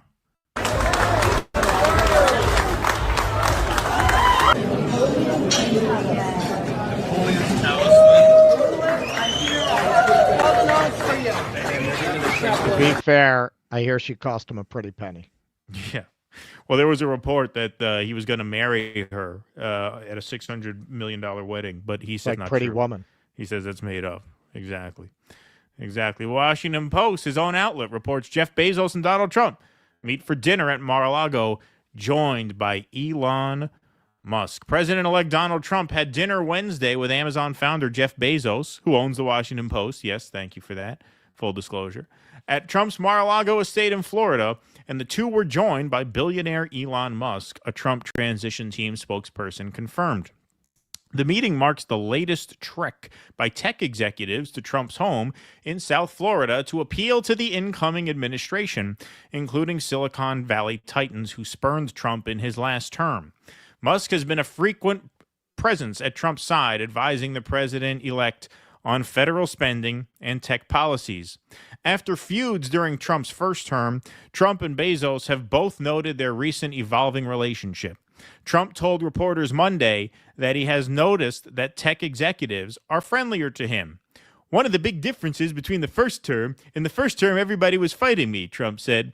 In this term, everybody wants to be my friends. Yes, everybody wants to be your friend.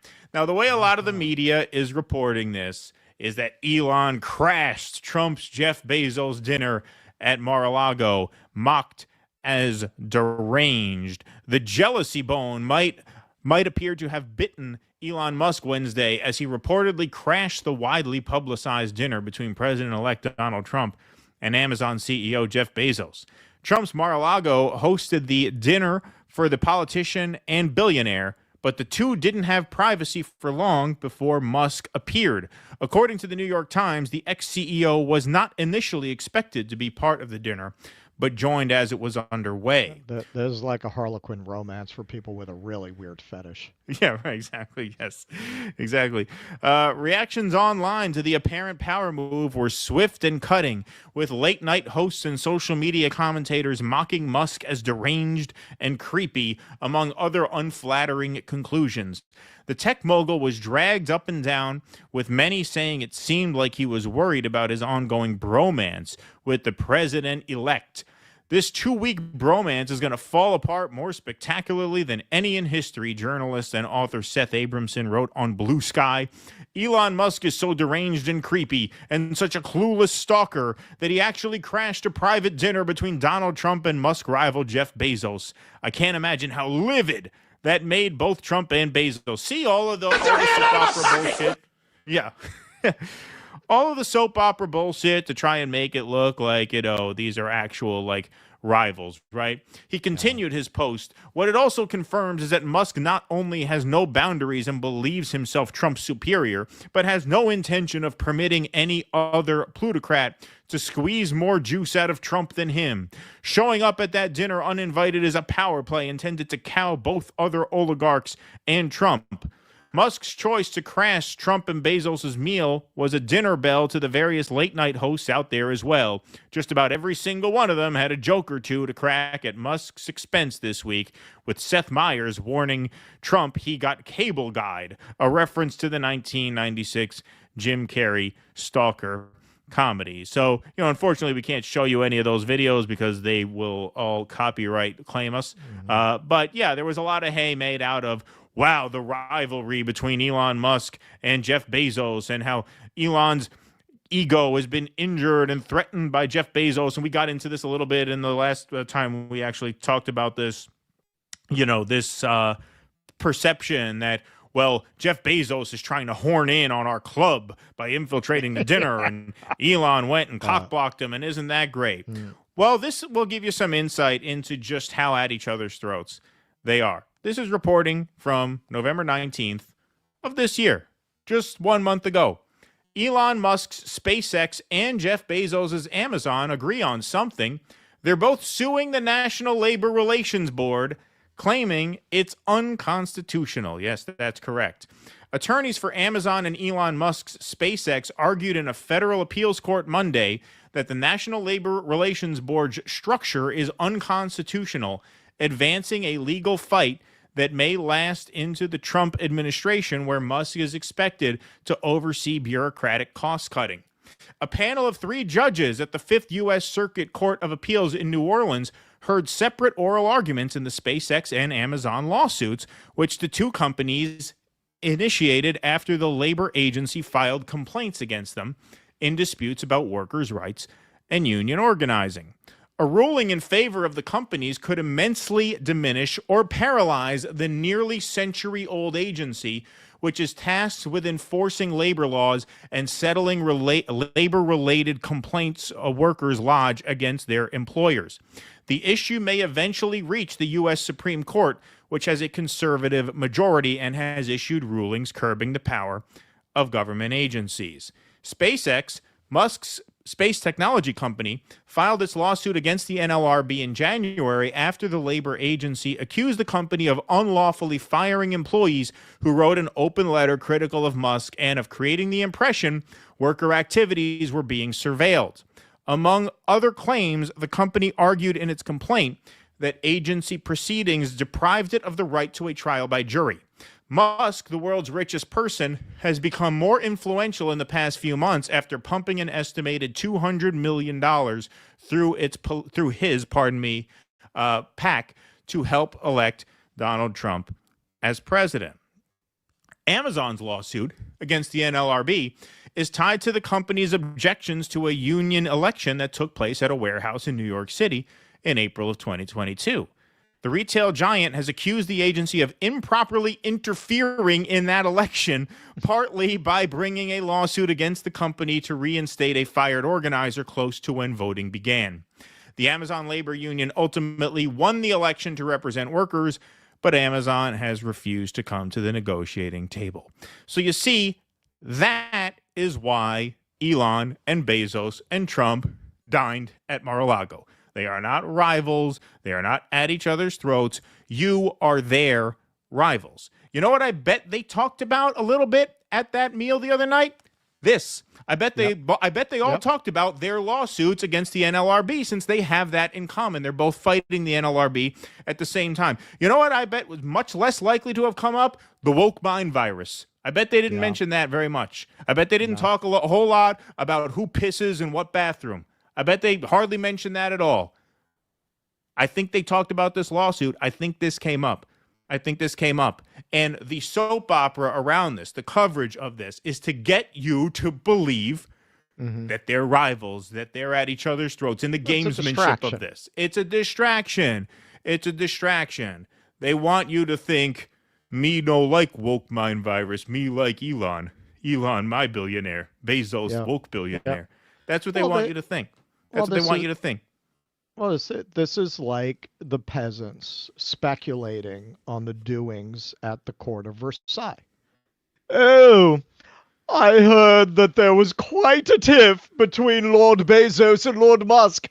They both showed up at the king's dinner, but only Jeff was invited. That's what this is. And for people to think, I mean, just look at this. They claim that they're anti-war, and yet they are telling you emphatically that they want to back Israel to the hilt. You got Trump's people saying they're hand in glove with Jake Sullivan on Ukraine. And they want to believe that they're there for the workers, and the people surrounding Trump are vitriolically against labor. They hate labor. Trump did a Spaces with Elon where he talked about how great it was that Elon just fires people. And no, he wasn't talking about Twitter. He was talking about Tesla, where they tried to unionize. It wasn't about getting rid of the Twitter workers. So why would you believe any of this about these people? It's not like it's hidden. It's not real. Like they're pretty openly hostile to labor, workers' rights. The only way you can square that circle if you're a laborer is to buy into the whole Ayn Rand libertarian bullshit. And that's where the podcast industrial complex comes in. To convince, let's face it, mostly men, a generation of broken, confused, depressed, very often broke men, that the path to power is to support no rules and no regulations on billionaires. Yeah, exactly. Exactly. These people out here, the people in the previous video, those are your people. I cleared out. Those are your people. Those are your people. Those are the only heroic figures in this entire live stream. Not the cops, obviously, but the workers. Everyone else can eat shit. Donald Trump can eat shit. Jeff Bezos can eat shit. Cenk Uygur can eat shit. Charlie Kirk can eat shit. They can all eat shit. These are the only people who you should be rooting for. Yep. In this entire live stream. And That's if it. you're rooting against them, you need to depeasantize your mind, because you've been brainwashed to hate your own class. And you can't hate your own class without, in the end, hating yourself. That's correct. That's absolutely correct.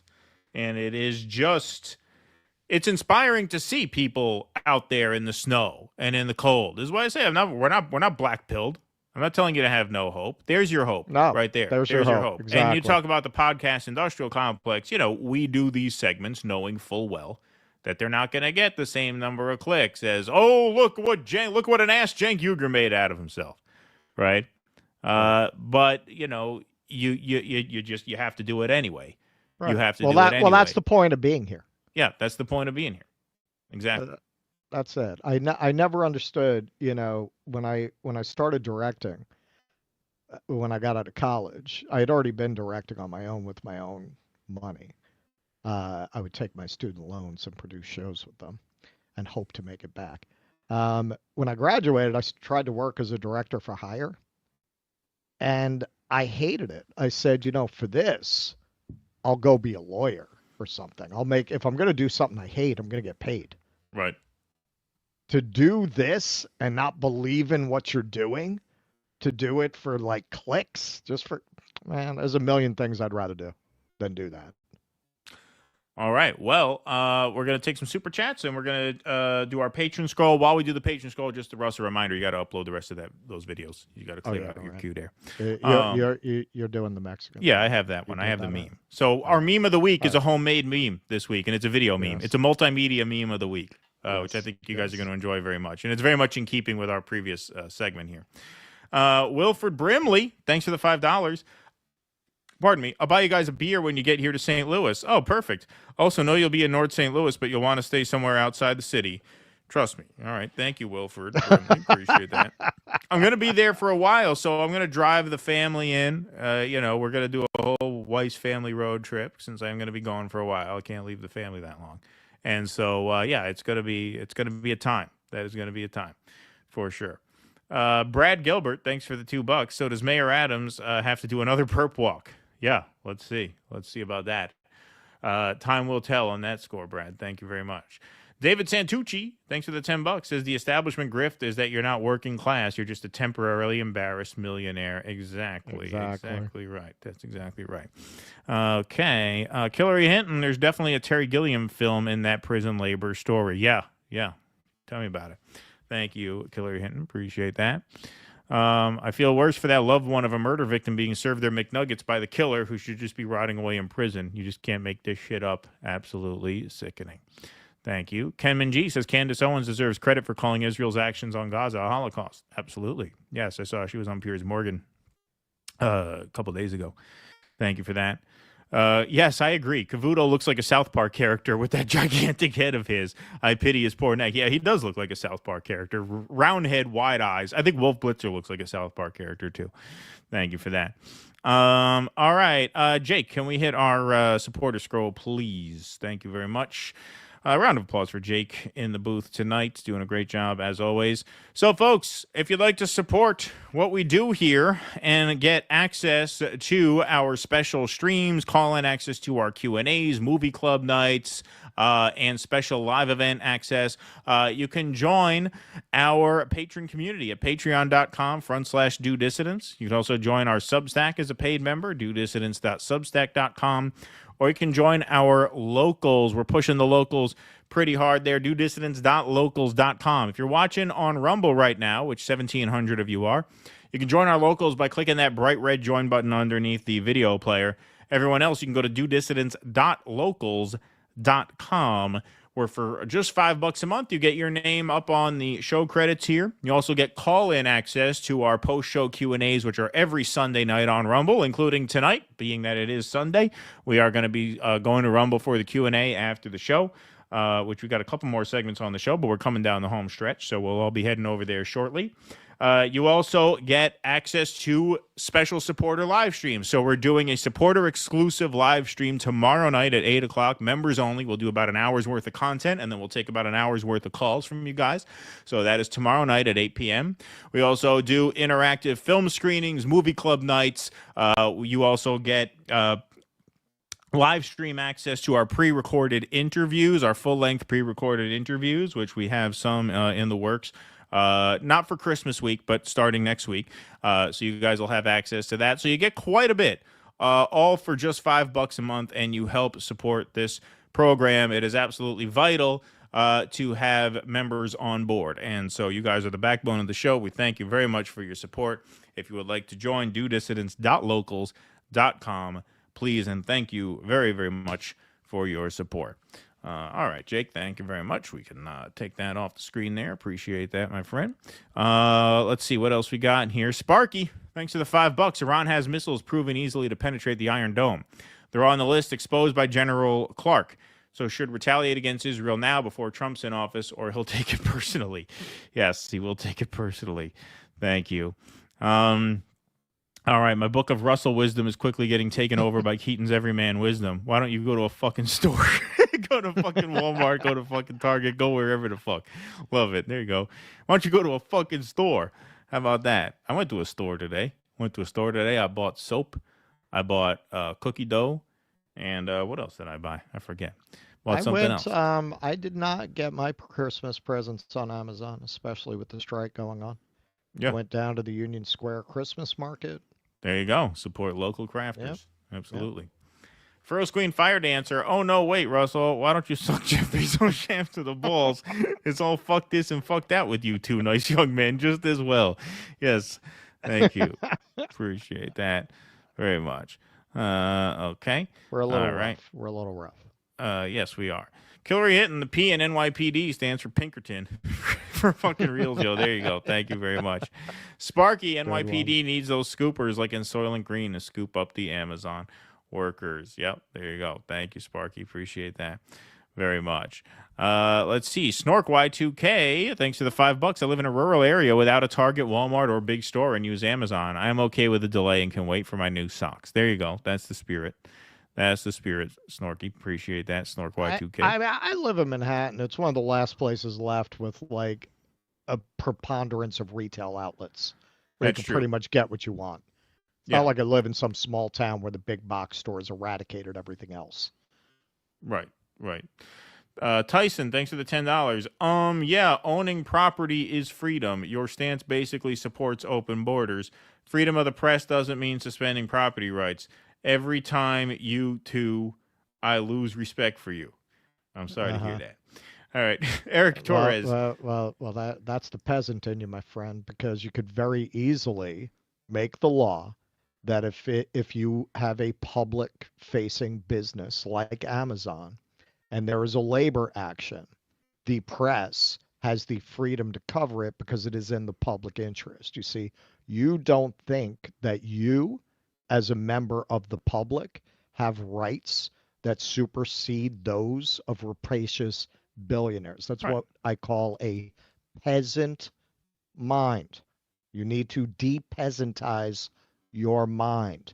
You do not need to bow your head to the property rights of Jeff Bezos. Jeff Bezos gets to live on more money in a day than you're probably going to see in your fucking life.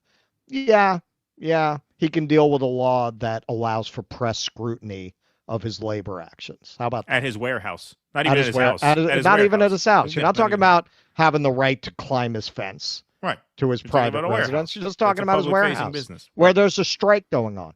Right. Where there's a newsworthy event going on. Who taught you to think like that? Think about it. Who taught you to think like that? Why do you think like that? Whose interest is it in for you to immediately jump to defending the rights of a billionaire that would not piss on you if you were on fire at his warehouse? Right. Yeah. At his warehouse. Yeah, exactly. Eric Torres says, looks like Bezos is ready to suck Trump dry. Yeah. Yes. Tyson continues, you two have never risked your own capital, but demand that others do so you can have a gig. Then bitch about your job. Maybe develop some skills. You're talking to me all wrong. It's the wrong tone. Yeah, listen, man. I don't know what you think when you own a business in New York, as I did, when you have 3 theaters in Manhattan that I got the money for by driving a horse and carriage, not for mommy and daddy. I drove a horse for that money. And back then it was more affordable than it is now. But yeah, that's putting your capital at risk. It takes a lot of capital to build a business like that from nothing with no trust fund. So yes, I've risked my own capital, and I still think people need to depeasantize their minds. I never thought because I had theaters, I should be excluded from press coverage or social responsibility. I never thought of it that way. Maybe that's why I don't have the theaters anymore. Maybe if I thought more that way, I would have made more money. And his microphone broke. My microphone broke. I'm on the skids here. He's in the hole. I'm in the hole. He's in the hole. I'm in the hole on the day. Yeah. Yeah. He's in the red. All right. That's sunken capital right there. Henry DeShazo, thanks for the $5. This made me so angry I canceled undelivered orders and returned what I had today. Good for you, Henry DeShazo. Good for you, man. What's the matter, Henry DeShazo? You don't respect property rights? Yeah, buying gifts at locally owned Main Street type shops from now on. Good job, Henry. Thank you for that. Appreciate that very much. The China Shill says, when a creature in the form of a man rightfully receives the sobriquet of Scab, he is noticed to be a mass of moral putrescence. He sinks to the level of loathsome reptile. Eugene Debs. That reminded me of some point I wanted to make during that Amazon segment, but I forget what it was. Oh, yeah. China Shill. The average scab is a moral leper, unclean through and through, so vulgar and beastly in his instincts that he is as destitute of all sense of obligation of what is due to others. Debs. Thank you, China Shill. Appreciate that. Look at those references. Let's see. Old Stoner says, I have been trying to say thank you for your take on dude strangled on subway. I have mental illness. Your take was important. I disagree with you 50% of the time, but that's why I watch. Thank you for a year of shows. Well, thank you, Old Stoner, for tuning in. We appreciate it. Thank you very much, man. That means a lot. It really does. Indeed. Okay.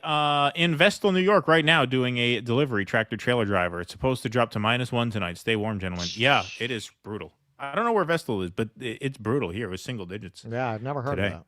Yeah. Never heard of it. Alrighty. We got 2 more. All right. So this is a fun one. This is our meme of the week. Meme of the week, and it's a video meme that Russell made. So you can set this up, what the meme is, for those who don't know.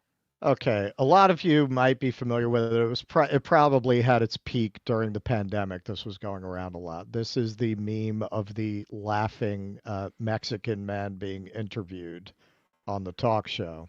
So a lot of people have had fun subtitling that, given everyone's celebrating this week about them killing the spending bill without ever mentioning the defense bill that passed at exactly the same time. Nobody wants to talk about that. No pork in that one. No pork in that. No waste in that one. So I started thinking a little bit about this whole spectacle of working people celebrating this as if this is for them. And this is what I came up with. All right. This is pretty Me mandó por la noche, había bajado la baja del agua y por la mañana había subido. Cualquiera estaba donde está la paellera, a lo mejor está en el barco ese del petróleo. En el Prestige. En el Petriense.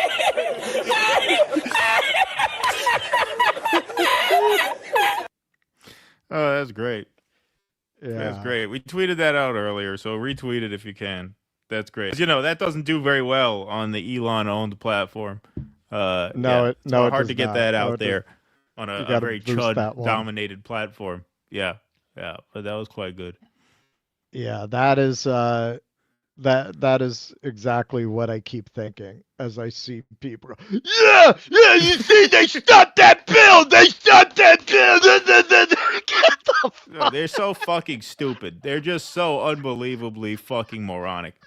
Yeah, they did that for you. Yeah, they did that for you. They did that for you. That's a big win. Yeah, no, they want to get rid of regulations because it's going to help you. Yeah, These same people who are suing the NLRB want to get rid of regulations to help workers. That's what they're concerned about. You see the prisoners in Alabama? That's what they would do to you if they could, and they will if they can. Yeah. People eating $1,000 steak dinners and sipping $500 glasses of wine at Mar-a-Lago while the workers walk around the warehouse in the snow and the wind. No, they have your best interest at heart. Your really, people. They do. Really, they do. They care those about are your you. people. Those are your people. Their wins are your wins. Yeah, it's just unbelievable. This is how people think when they feel like they can't win anything. Exactly. They get invested in the success of other people. Right. And no, because you're too much of a fucking coward to fight people with power. That's what it is. That's what it is. You don't like me saying that? Too fucking bad. I'm not here to hold your hand. I'm an equal opportunity offender. I always have been. We give it to the libs pretty hard when they deserve it. And a lot of you guys are as thick-headed as they are.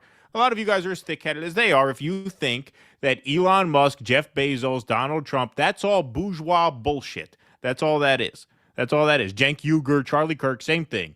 Kamala Harris, Joe Biden, same thing. It's bourgeois bullshit. The only people who you should draw any inspiration from were the people out on that picket line in the middle of a snowy night in single-digit temperatures. Though that should be your source of inspiration. To kiss the feet of people. Oh, yeah, make sure you persuade them, make sure they understand. Yeah, understand something. If you think Elon Musk is on your side, you're a fucking moron. How's that? Understand that. Understand that. As it pertains to this bill, this was a point I wanted to make when we covered the bill. Okay? Elon Musk, his tweet saying anyone who votes for this should not serve another 2 years. That was a threat to primary anyone who voted for the bill. Now, whatever they want to say about what was left in, what was taken out, right? You want to argue the merits of that. It's not about the bill. There's a lot of terrible stuff in the bill. Sure. Fine. In the National Defense Authorization Act, too. That passed at exactly the same time. Exactly. They didn't say a word about it. No. So if you think this is about budget, this is about government efficiency, why didn't they say anything about that? Right? If that's really what it's about, wouldn't you say I don't want either of these bills passed until we come in? No, they didn't. They didn't say a fucking word about that bill. That doesn't tell you that the fix is in. What would? Right. Well, the libs are making a hashtag out of President Musk. They want to make it about personality because they have no systemic critique of capitalism either. Right? They have no systemic critique of oligarchy either. So they want to make this a big personality thing. Right. Or Trump's being led around by Elon because of ego and grandiosity same and blah, old blah, game blah. book. Right? That same whole old thing the whole thing you read from the raps. Same old all shit. that. The late Palace night comics. intrigue. Whatever.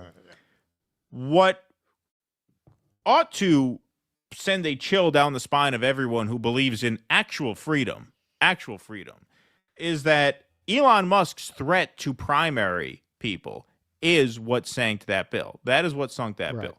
Elon Musk could spend $500 million in every Republican House district. $500 million in every single one. Spend over $100 billion primarying the entire Republican Party. $500 million in a congressional primary is an astonishing amount of money. Right. He could spend $500 million in every Republican district in America, and still, not only could he afford to do that, he would still be the richest man in the world after doing that. At that point, that's not President Musk. That's Lord Musk. That's King Musk. Right. At that point, capital has literally openly swallowed the state. It has swallowed the government to the point where all he has to do is threaten their seat, and they know they have no choice but to do what he wants. That's where property rights takes you, by the way. Right. That is the inevitable and inescapable result of prioritizing property rights over all other rights, such as the right to a free press, such as the right to assembly, such as the right to freedom of speech. That's Amendment number 1. You know why? Because those are more integral to the maintenance of a free society than property rights. Property rights gets you where you are now, where the cops come and move you out of the way so the scab truckers can go through.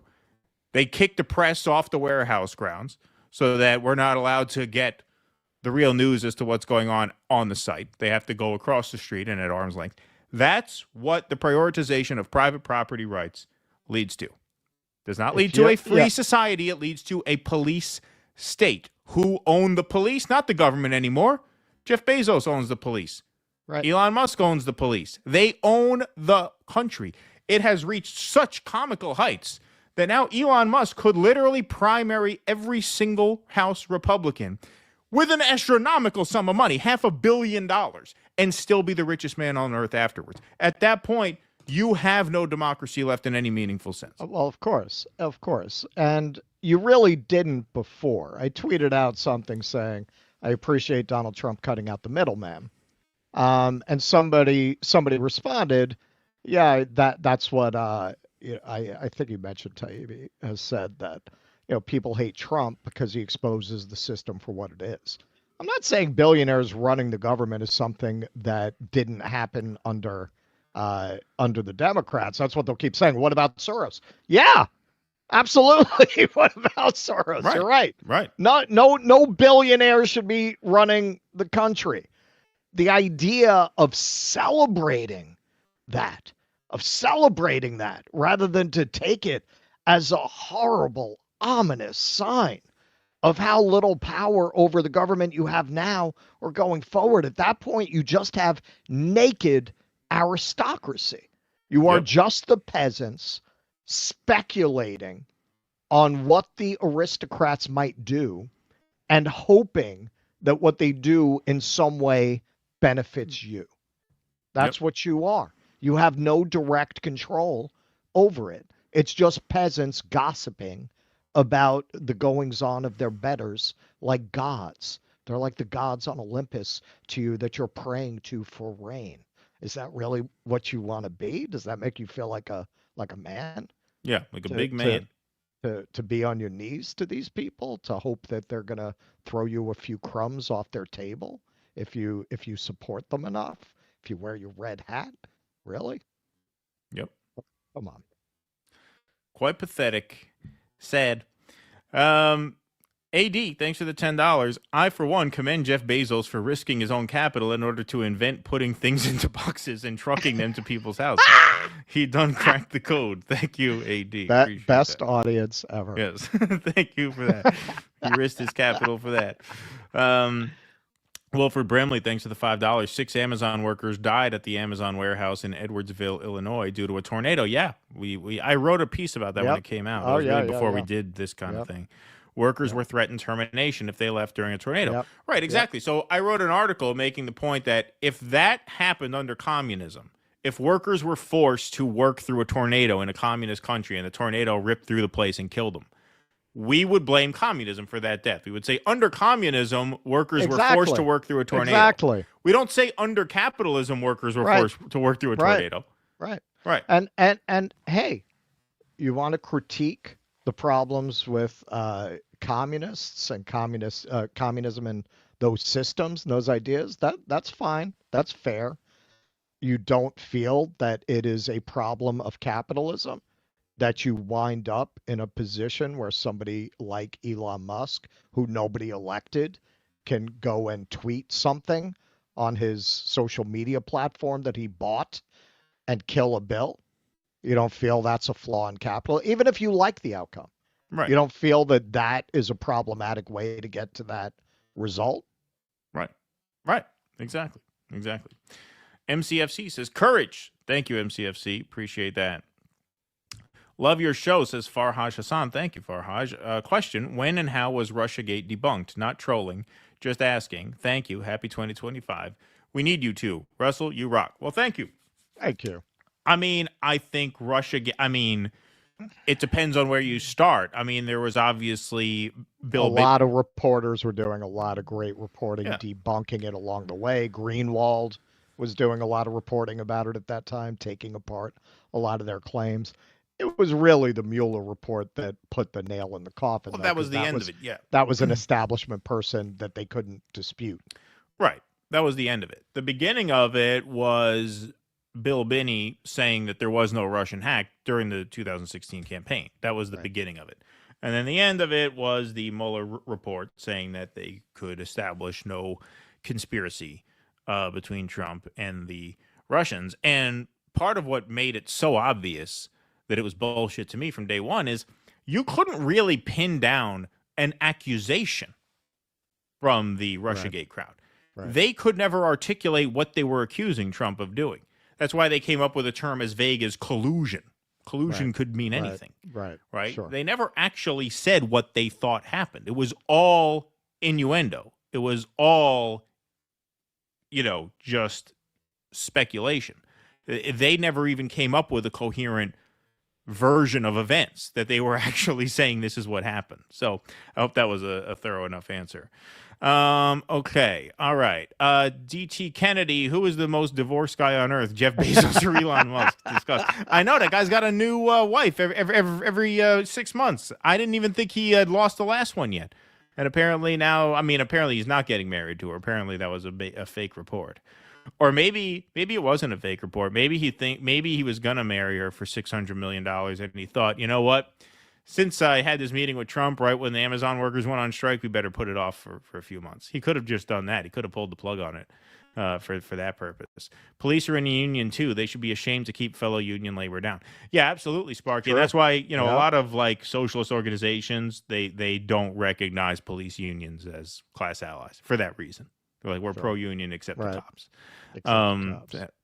Which of you is Team Bezos and which of you is Team Musk? Thank you, Sparky. Appreciate that.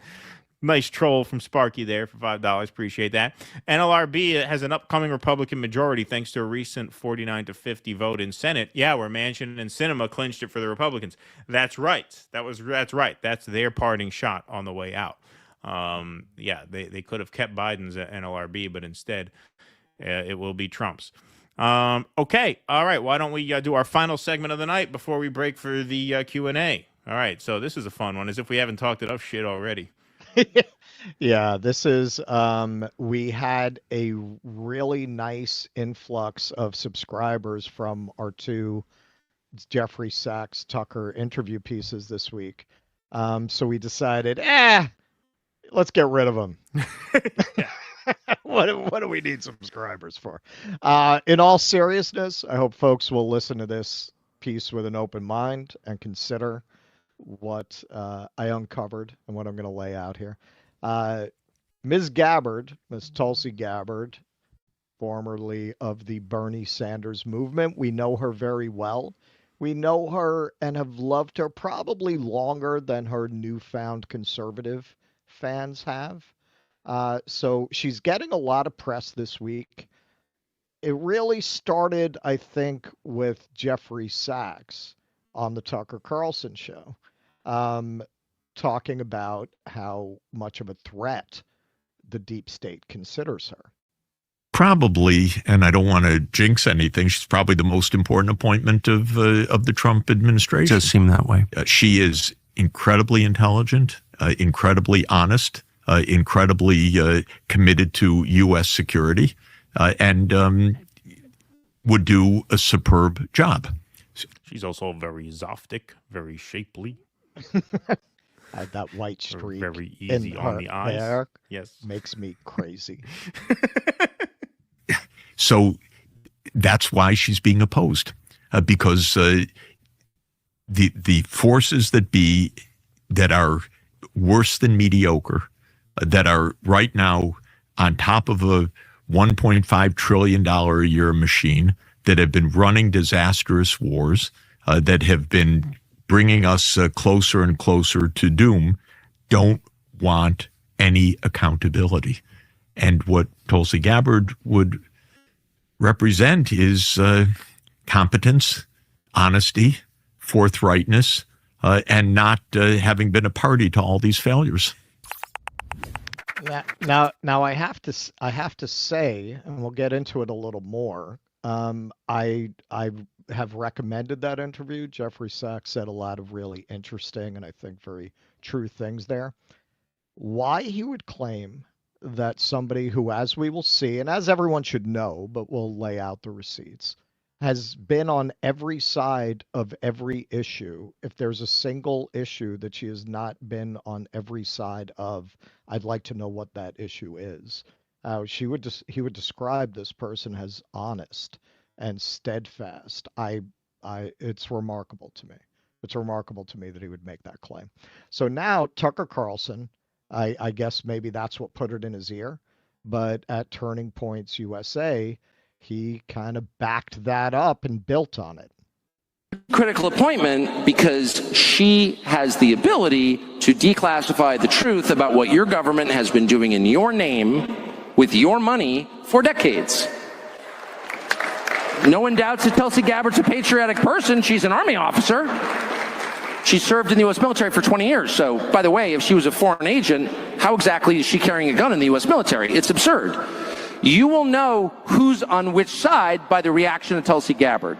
If there are Republican senators who are voting against Tulsi Gabbard's confirmation, then you, either in the Intel Committee or in the Open Senate, you will know that person is not only my enemy as someone who voted for change, for openness, for transparency, for an end to corruption, for a draining of the swamp.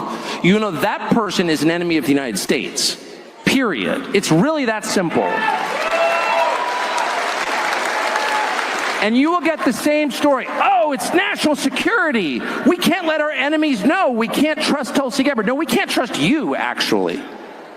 This is going to take place in the open, assuming we get that. Surrendered to the communists. Okay, so I want to make it clear that we are not in any way, shape, or form over the course of this segment claiming that Tulsi is a Russian asset. What I promise you, it's not going to matter one bit. What there you could say that 10 times. It's not going to make a difference. Yeah, what there is. Just preparing you for that. No matter how many disclaimers, people hear what they want. Go ahead. All right, it's a complicated segment, though. Yeah. What there is a fair amount of evidence that she is an American intelligence asset. In fact, she literally is. And that may explain why she's been on every side of every issue. It could just be that she's a particularly unscrupulous politician, as there's clearly evidence of by being on every side of every issue. It could be that she gets directives on what side of the issue she needs to be on based on where her handlers want to position her. Now, I know there are a lot of people who talk about AOCIA who believe that, with some justification, that the CIA reached out to AOC while she was in college and that they groomed her and ran her to be in Congress to act as an undermining of left energy and labor organizing energy. And yes, there's some evidence for that. There's at least as much, if not more, evidence that Tulsi Gabbard has been set up to be in exactly the position that she is now, sheepdogging former left people or Bernie people into a right-wing movement whose actual agenda is completely compatible with the agenda of the military-industrial complex and the deep state, and to give it some kind of a populist, anti-deep state branding. So let's take a look at where Tulsi Gabbard started, how it started. This is 2018. Israel needs to stop using live ammunition in its response to unarmed protesters in Gaza. It has resulted in over 50 dead and thousands seriously wounded. Okay, Michael Tracy, we're going to be drawing on his reporting a lot. Part of Tulsi Gabbard's conversion into a Republican operative has entailed her declaring that the goal of Hamas is world domination. World domination. Yes, they're trying to take over the world. That alone should be a disqualifying claim to be taken seriously. Right. Calling protesters against the Israeli pulverization campaign puppets, and bizarrely claiming Biden hasn't adequately condemned anti-Semitism. Okay, so let's take a look at this clip. Islamism is very directly a political Islam whose goal is world domination under Islamic law. That is the goal of groups like Hamas and Al-Qaeda and ISIS and others. So we have to be very clear about that. Unfortunately, what we're seeing on our college campuses are not these protests actually truly calling for peace, understanding the dangers of the situation there. They have become puppets of this radical Islamist organization that stands diametrically opposed to our ideology of freedom. And unfortunately, President Biden, he seems to be afraid of being called an Islamophobe, which is why he's shirking away from a very clear statement of standing against anti-Semitism, for free speech, and against this radical Islamist ideology. It's just a version of you're woke, right? Yes. You're woke. Okay. All right. I'm sorry. I'm sorry. So you have a lot of people coming and talking about Tulsi Gabbard as somebody who's gonna restore freedom and hold the deep state accountable.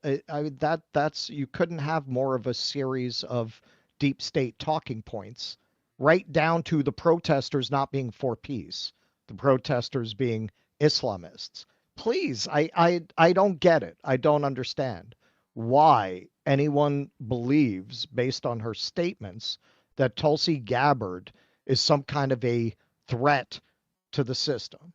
I really listen to what she's actually saying. Now, again, she's been on all sides of every issue. Here's Tulsi Gabbard back in 2019 talking about Donald Trump's fitness to be commander-in-chief. He's essentially pimping out our men and women in uniform to... Wow. That is very strong language. Pimping out our men and women in uniform. Foreign power who's the highest bidder, and saying very very directly, well, hey, look, they're paying us for them. He is unfit to be our commander-in-chief. And what he is doing is dishonoring the service and the sacrifice that every single one of these service members is doing for our country, and the service and sacrifice that their loved ones and their family members go through. Okay. All right. So what did she have to say when he took out Soleimani in Iran? Did she support that? What did she have to say about that? Because Trump's saying some very strong words about Iran in this campaign, and he have said very strong words and took very strong actions in his first term. What did she say about that? We've heard Trump supporters and President Trump basically say, look, no American casualties, and we took out a bad guy, Soleimani, a terrorist leader. What would your response to that be? Well, first, I just came from the intelligence briefing that the administration came and brought to Congress. Really, they provided vague comments, no justification whatsoever for this illegal and unconstitutional act of war that President Trump took. You don't buy the imminent attack against Americans? No, they failed to provide any compelling information to prove their point of imminence. And really, it brings us to the central question here, which is our country's national security better off because of Donald Trump's actions and decisions? The answer to that is no. Huh. Okay. All right. Well, that's pretty decisive. This is how she responded to him taking out Soleimani, something he still brags about. So what does she say now? A vote for Kamala Harris is a vote for Dick Cheney, and it's a vote for war, more war, likely World War III and nuclear war. A vote for Donald Trump is a vote for a man who wants to end wars, not start them,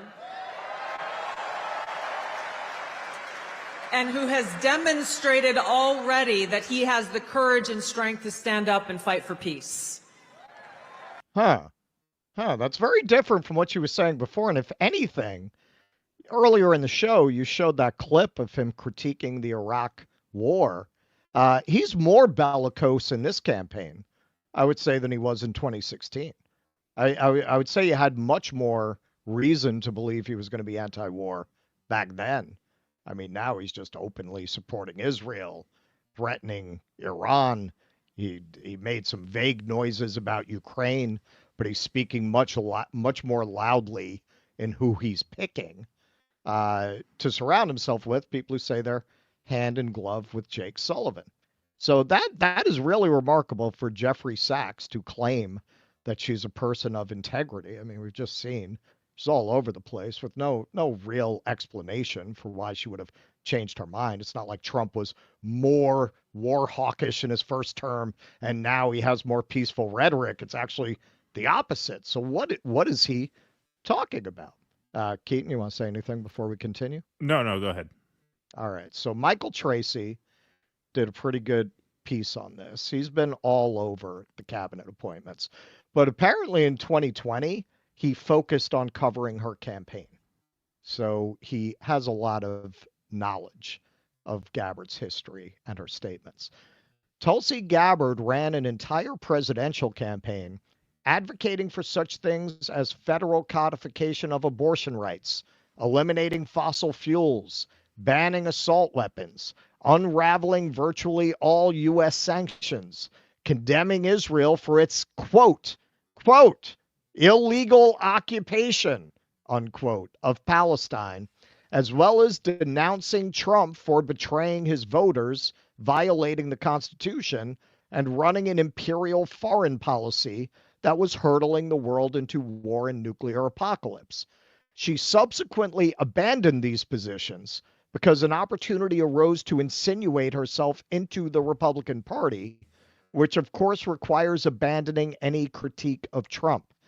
This was to be accomplished by a steadfast campaign of aggressive memory holing, along with throwing a bunch of culture war red meat to Republican voters, a tactic she also used to ridicule. Tulsi Gabbard used to routinely castigate Trump for being surrounded by warmongers like Mike Pompeo, John Bolton, and Nikki Haley. Trump has now appointed ideologically indistinguishable people to those exact same positions. Marco Rubio, Mike Waltz, and Elise Stefanik. But her earlier critique will, of course, need to vanish because making an honest critique is no longer compatible with her pursuit of power. People keep telling me she changed her mind.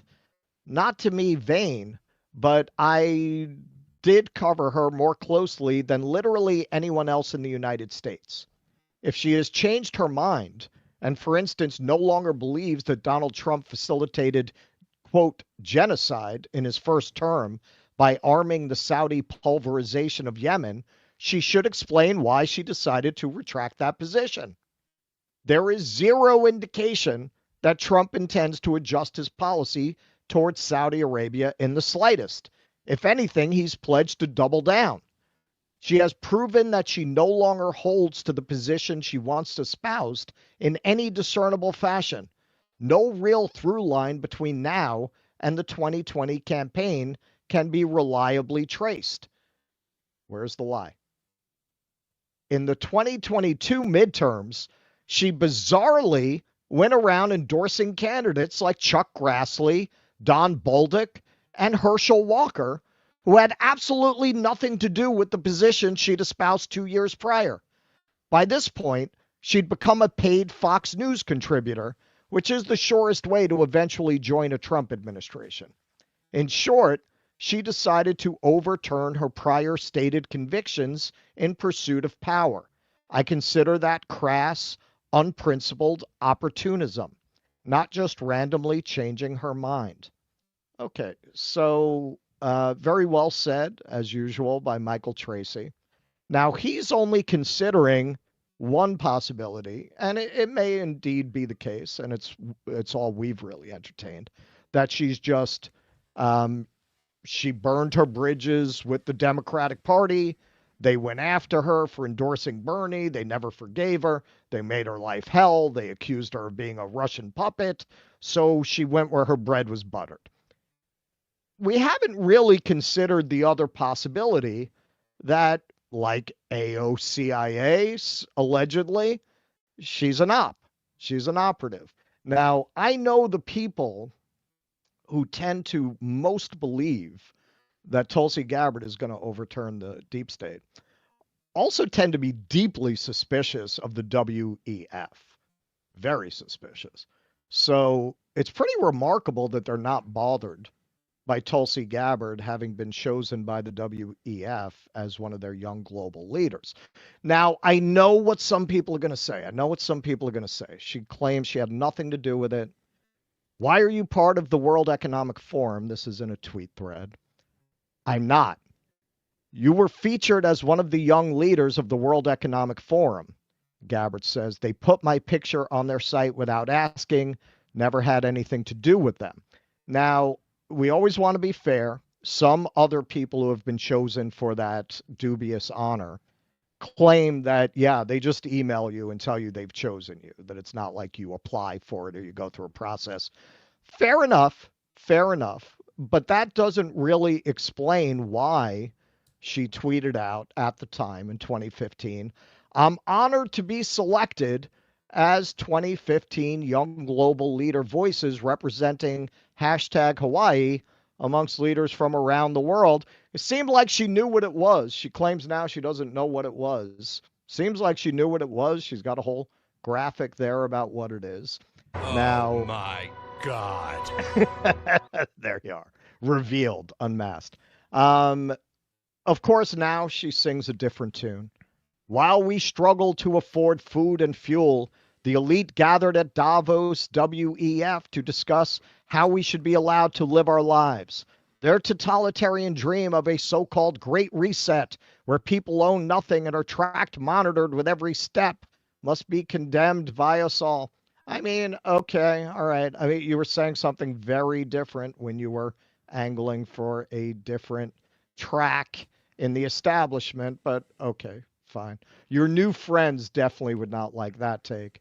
This is much more acceptable to them. Wait, so go back just so we understand that this was from 2015. So this is from 2015. Long before Trump was a possibility for her, long before any of that, right? This is when the Democrats. She was a Democrat, right? She was their bright, shiny object. They were very excited about her. She was being groomed for one of the top slots, as he says in Apocalypse Now. Yeah, they wanted her for the WAP too. Yeah. Okay, so this is Ben Norton's... That was a stupid joke. It was, yes. Wait for it anyway. I was trying to go past it. It's late. So this is Ben Norton, who has been doing a lot of reporting on Tulsi Gabbard. So what is Tulsi Gabbard up to these days? Tulsi Gabbard, this is 2021, Tulsi Gabbard is still very involved in U.S. imperialist operations around the globe. As recently as 2021, she was part of a shady U.S. military deployment in Africa. Note how she uses war on terror rhetoric to justify her active participation in imperialism. And I also want to point out, we're speculating on the idea that maybe Gabbard is not who we think she is. Maybe she has handlers. Maybe she's an op. It's pretty funny, somebody who went to Syria and made a big show of bucking the establishment about Syria would be doing these operations against Al-Qaeda, which the U.S. backed to topple Assad in Syria, something that she has not said a word about. And this is the same Al-Qaeda that supposedly is motivated by anger about U.S. policy towards Israel that strangely doesn't seem to ever attack Israel or any of Israel's assets. So here's what she said about that. Aloha, everyone. You haven't heard much from me lately. I've been gone for the last 4 months, serving on an active duty tour and deployment to Africa as a civil affairs officer. I was supporting a special forces mission to go after Al-Qaeda affiliated jihadists. Now, every single day, it was truly my honor to work with incredible patriots, experienced, focused warriors with an unwavering commitment to serve our country. We should never forget that, no matter the decisions that the politicians make or the careerists in the Pentagon make, it is our men. And listen to this language. Oh, yeah. No, you know what? The careerists and the people in the Pentagon really hate you going and doing deep state shit in Africa. Wow, right. They're shaking in their boots with you doing what you're told as in your capacity as a member of the military. Yeah, you're bucking that system there, Tulsi. And women in uniform who selflessly and quietly defend the safety, security, and freedom of our country every day. Now, I haven't posted much since I was gone because I was asked not to talk about my going overseas until my mission was complete. Al-Qaeda is very active where we were, and as someone who has a high profile, I would have been a prime target for the enemy, putting my life and the lives of my fellow service members and our mission in greater danger. Now I look forward to discussing the foreign and domestic issues and challenges that we're facing in our country. Okay. All right. So what's she doing now? So that's what she was doing in 2021. So this is 2023. She tweeted out, "It is truly a privilege to have been selected to serve the soldiers of the 440th Civil Affairs Battalion as their commander. In these times of ever-escalating tensions and global uncertainty, our role as the warrior diplomats of the Army is more important than ever." So let's see. She also sent out a cute video here. Beautiful day here in Fort Carson, Colorado, and a very special one. I have just completed the change of command ceremony, taking command of the 440th Civil Affairs Battalion. As civil affairs soldiers, we are warrior diplomats, and our mission, our skills, and capabilities are incredibly important during a time of great uncertainty in the world. It's just such an incredible privilege and honor to be entrusted with the responsibility to serve and lead these incredible soldiers. Okay, it's very heartwarming. So what is the 440th Battalion? A publicity battalion? That sounds really innocent. Tulsi Gabbard is now commander of the U.S. Army's 440th Civil Affairs Battalion, which runs psychological operations, PSYOPs, against civilians in the Indo-Pacific region. Her job is literally to manufacture consent for the U.S. new Cold War on China and expand U.S. imperialism in Asia. And this is from the U.S. Army's own description of what they do. The 440th Civil Affairs Battalion is the newest, I've got to blow up here, is the newest battalion in the United States Civil Affairs and Psychological Operations Command, Airborne. The battalion follows the long and storied history of the Civil Affairs Regiment within the United States Special Operations Command and the United States Army Reserve. The battalion regularly deploys its civil affairs teams and companies throughout the Indo-Pacific region in support of various operations and exercises. The 440th has sent teams to Philippines, Thailand, Malaysia, Timor-Leste, Micronesia, Marshall Islands, Tonga, Palau, Samoa, Fiji, and Papua New Guinea, as well as supported exercises in Korea and Japan. Now, I am sorry, but my understanding of a lot of the people who are very excited about the dismantling of the deep state is that if you have been affiliated with the WEF as a young global leader and tweeted about it, and you are the commander literally of a PSYOP battalion in the U.S. Army, you're probably an op, right? I mean, we assume this about AOC on far less evidence than this. And when you combine that with being on every side of every issue, that seems like an op, right? That seems like you've been told what you need to be doing in order to manipulate the public in a certain electoral direction. Now, I said throughout the entire election, if Trump is allowed to become president, I have to reevaluate what I believe about the deep state, or I have to reevaluate what I believe about Trump. It's starting to look more and more like I have to reevaluate what I believe about Trump, because whatever Trump thinks he is or he isn't, if you look at the people he's appointing, if you look at the people around him, if you look at the people that they're claiming are going to take down this system, looks like a fucking op. It really looks like an op.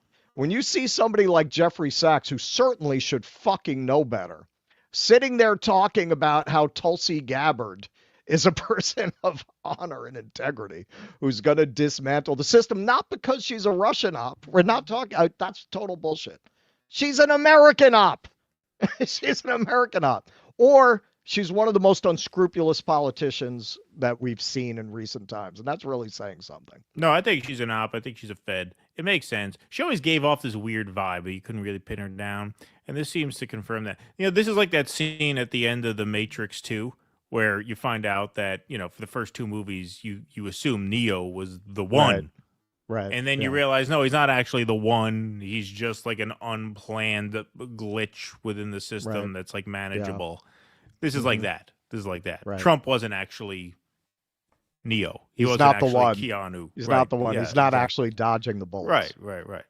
Okay, so to give you a really good sense of, and hey, again, it could just be unscrupulousness, but Ben Burgess did an article on Jacobin covering some of this history of her various political stances for anyone with a short memory, or people who haven't been following Tulsi as long as us Bernie bros have. Within months of ending her 2020 campaign, she'd switched from a position on abortion so pro-choice, she had 100% ratings from Reproductive Freedom for All and Planned Parenthood, to introducing a law to ban all abortions after 20 weeks. Why would she have changed that if not to ingratiate herself, or because she was told to ingratiate herself? Similarly, she'd once had a 0% rating from the National Rifle Association and a 100% rating from the Brady campaign to end gun violence. And now she seemed to regret all that, saying in a recent podcast that she changed her positions on issues like assault weapons due to, quote, learning understanding, and that growth in really appreciating our founders' full intent for the Second Amendment. Now, I just want to point out how fucking ridiculous this is.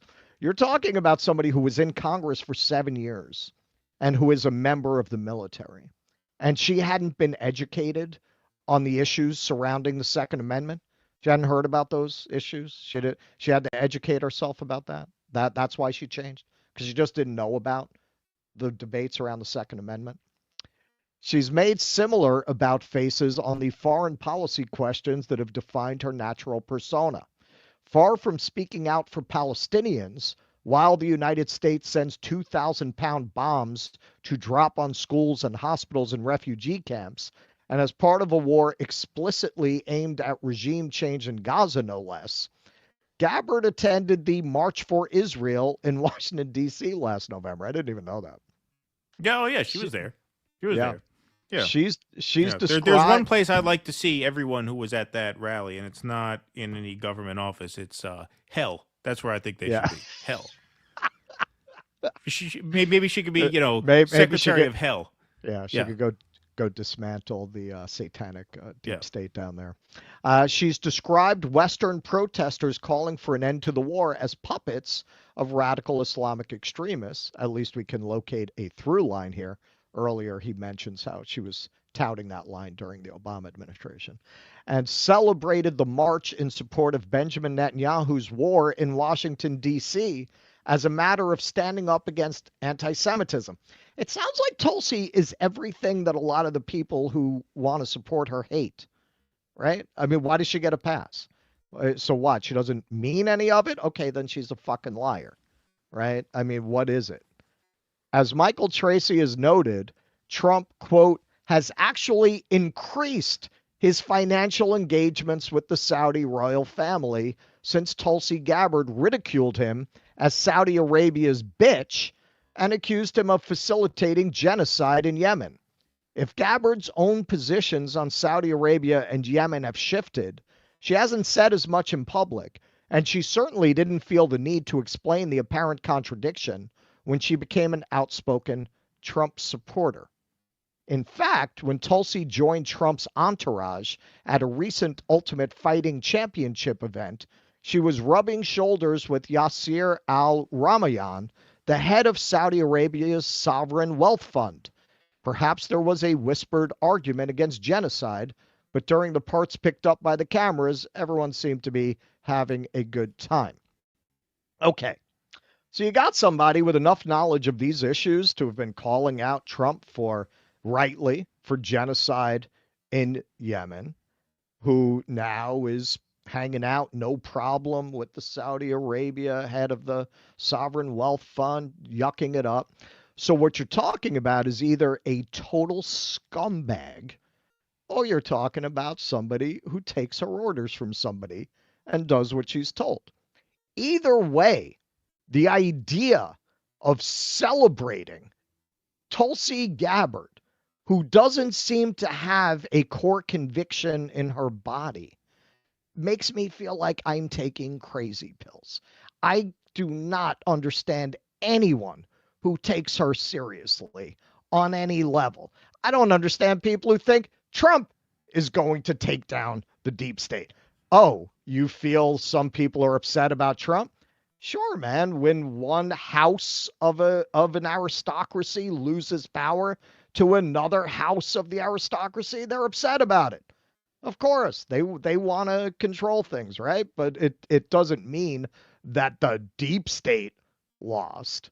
If you really look at all this, if you look at who is Trump appointing? He appoints Mike Huckabee. The Israelis are looking at Mike Huckabee like, this guy's kind of fucked up, man. This guy's a little got a couple of screws loose. That guy's more Zionist than Netanyahu. Look at who he's picking. Look at who he's surrounding himself with. Are these people saying we need to get out of Ukraine? They're not saying that. Are they saying we need to stop giving all this support to Israel? They're not saying that. How is this a challenge to the deep state? Why, based on Tulsi Gabbard's record, would you think she's anything other than one of the most unscrupulous politicians alive or a deep state op? And again, a lot of the people who are very concerned with Gabbard going in and taking down the deep state are the same exact people that if you attach this fact pattern to, say, a Democrat, would immediately say they're an op. Oh, of course. No of course, absolutely. They're not. They were in the WEF. She's the commander of a PSYOP battalion. It's an op. It's an op. She's reversed her position on everything. So why not here? Why on earth do you trust Cruella de Vil here? Why? So the Tulsi mania that's being ginned up this week, and again by people who I think should know better. I honestly, we had a lot of our own viewers when we've speculated on this over the years have said Trump's an op. Trump's an op. When I've speculated, well, I mean, are they threatened by him? At this point, like, I don't know. Is he? Maybe knowingly, maybe not knowingly. But if you look, okay, suppose you're running the deep state, right? Doesn't it make a lot of sense if you look at the country, assume these people are smart, and I do, assume these people are smart.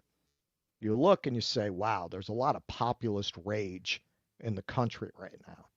And you got a guy like Bernie Sanders gets further than anybody ever expected, right? And that tells you, man, the people are going to revolt. They're getting really angry. Well, there's signs of it all around the world, yeah. We can't channel it in that direction. That's actually a threat. So, you know, you got this half-bright billionaire reality star who doesn't know anything. He's not particularly interested in policy, does pretty much whatever the last person he talked to tells him to do.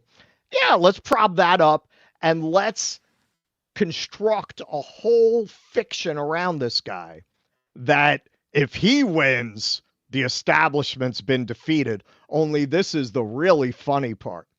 He'll just do exactly the same shit with a few cosmetic changes that don't really affect our agenda. That's what it looks like to me. If it looks like something else to you, explain to me why. Yeah, no, I mean, I think that's more or less right. I mean, when you look, I mean, the way she presents, she never really struck me as a particularly sincere person. Just her whole presentation is just off. I don't know. There's something. I mean, that's a less sophisticated take than yours, but it makes sense. It makes sense to me. It doesn't make sense that she's just that unscrupulous a person. It sounds to me like she's reading from some kind of script. Seems like a fit. It does. The whole thing where the video we showed about the Africa op was so weird, where she's talking about fighting Al Qaeda, but not like the bureaucrats in Washington. You're literally working for the bureaucrats in Washington. There. Right, exactly. You're literally doing operations that they tell you to go on. Yeah.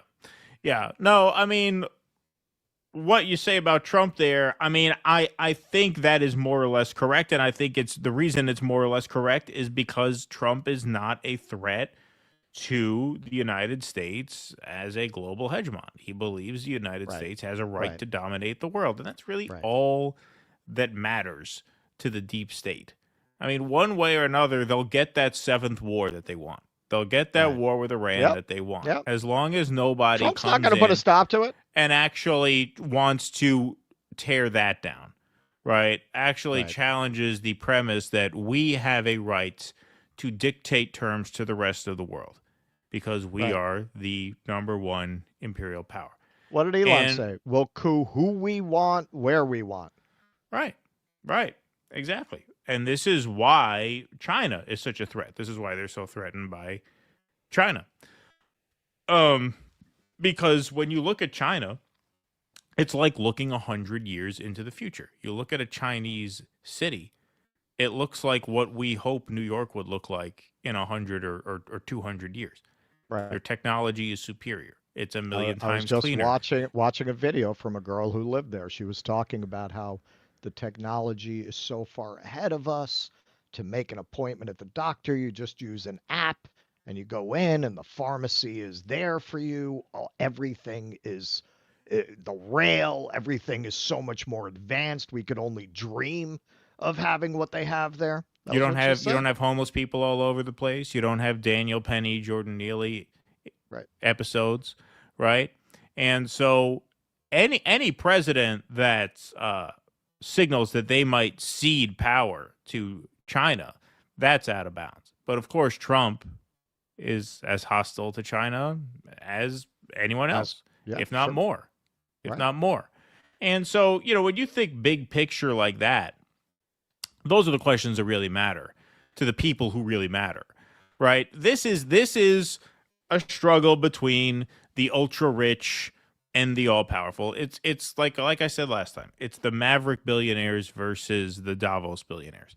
And the Maverick billionaires are more entertaining, right? They're more punk rock in how they present, right? Elon, they go on podcasts. Tulsi, right? RFK. I'm not saying they're all billionaires, but they're in that team, right? They're of that house, shall we say?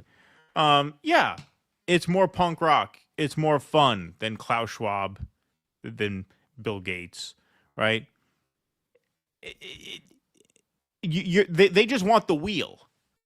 They just want the wheel to the car. They're not going to pull the car over and change and change anything really. They want theirs. They want their turn. Not anything that affects you. They want to steer the ship. The ship is American Empire. Taxes. That's the ship. That's the ship. They want to steer it. They think they could do a better job, a more streamlined job. Right. And they think that they can convince the masses that it's in their interest to give them the wheel. And it's a challenging position to take because it's a position that ultimately leads to, well, what do you believe in? I believe in the Amazon workers. That's who I believe in. Right. Everything else is bourgeois bullshit. It's bullshit. It's smoke and mirrors. That's all it is. Like how you could get invested in any of these people. I give a shit about Tulsi Gabbard. I care about Tulsi Gabbard. Why? What the hell do I care about Tulsi? Well, this is why I wanted to cover it, because I could see that they're setting up this premise that, wow, man, they're really scared of Tulsi Gabbard. Really? They're afraid of the commander of the PSYOP unit? Really? Right. That's what they're quaking in their boots? This person who 100% on board for Israel, Doesn't seem to have any principles that she won't compromise. Really? They're scared of that? That's what they're scared of? Why? Why? Why would they be scared of this? I'm sorry. When I see things like this, it doesn't matter where it comes from. It doesn't matter if it comes from the libs. It doesn't matter if it comes from MAGA. It doesn't matter who it comes from. It's so transparently false. You just have to ask, why are all these people who are intelligent people, smarter than us, why are they pushing this narrative that Tulsi is a challenge to the deep state? Is it so that once they get her in there and she's an operative for the deep state, they can pretend that the people beat the deep state? Right. Well, this is what I say. It's like the end of the Matrix 2, right? Where you kind of go, you kind of get thrown back to square one, right? Like everything you just watched was not necessarily planned, but it was accounted for, right? It's not that this was their plan. Yeah, sure, they'd rather Hillary, but it's accounted for. We can work with this. We can work with it. We can work with it. It's fine. It's fine. No one's going to come in there and actually question the legitimacy of the American empire, period. Right. That's what it all comes down to at the end of the day. Tulsi Gabbard, she's a fucking, she fights. She fights the wars. Like, what do you want? Like, I mean, that's what it comes down to. That's what it comes down to. As you just she says the protesters are anti-Semites. Yeah, they're anti-Semites. I thought we're against that. Right. Like the same exact people who say, oh, she's going to take down the deep state are usually very against those ideas. She said Biden's been too soft on Gaza because he's afraid of being called an Islamophobe. Really? He's been too soft on Gaza? There is no Gaza. He's been too soft. Yeah. And this is what I really don't understand. I really don't understand people who have felt that views like that are disqualifying from Democrats are okay coming from figures in the Trump administration, from Trump himself. Right. Like, why is it okay coming from these people? At that point, why didn't you just vote for Harris? Like, really? Like, if your standards are that low, why? Why? Gabbard said, well, they're going to march us to World War III. I mean, these guys look like they're going to do a pretty good job based on what they're saying. Yeah. If you don't really care about these people being fanatical Zionists, if none of that really bothers you, why did you vote for them? Why did you vote at all? Right. Like, why vote for any of them? Well, I mean, we voted for Jill Stein, so we're not, Right. We didn't take ownership of either side, but I just don't understand why people were jumping up and down so much about the Gaza issue if you were going to turn around and support these people, and why you give them a pass. Why do they get a pass? Why? Yeah. I agree. All right. That's our show. We're going to take some super chats and rumble rants, and then we're going to head over for the Q&As. Big one tonight, long one. I knew it would be, but thank you guys for sticking around. Appreciate that very much. The Amazing Blumpkin, thanks for the $5. Idea for a drop. Usual suspects. Pollock tells Del Toro, you're a criminal. Response, why you got to say that? Trying to make a point. Gold. Thank you for that. Appreciate that. Quintessential, Dave Smith fuming cancels Christmas card to DD. There you go. Thank you. Commentary. Beautiful. MCFC, thanks for the $9.99. Didn't the drafters of the Constitution debate life, liberty, and pursuit of happiness instead of life, liberty, and property? Yes, it was pursuit of property, and then it was pursuit of happiness. And you could say that that change in wordage was really just that when they say pursuit of happiness, that's what they mean. Pursuit of happiness through the infinite and exponential accumulation of private property. You have a right to access to happiness. Right. You have access to happiness. access to affordable happiness. Yeah. RBGH fam, the funny thing about socialists is most love MMT, which is the exact reason so many billionaires exist in the U.S. It's socialism for the rich. Well, yeah, look, I'm not a proponent of MMT. I haven't looked into it, but it's mostly for that reason that I think it can be very easily weaponized as a tool of imperialism, right? Because it assumes the dominance of the currency. And how is that dominance maintained? Through force, through an ever-expansive military budget, for starters.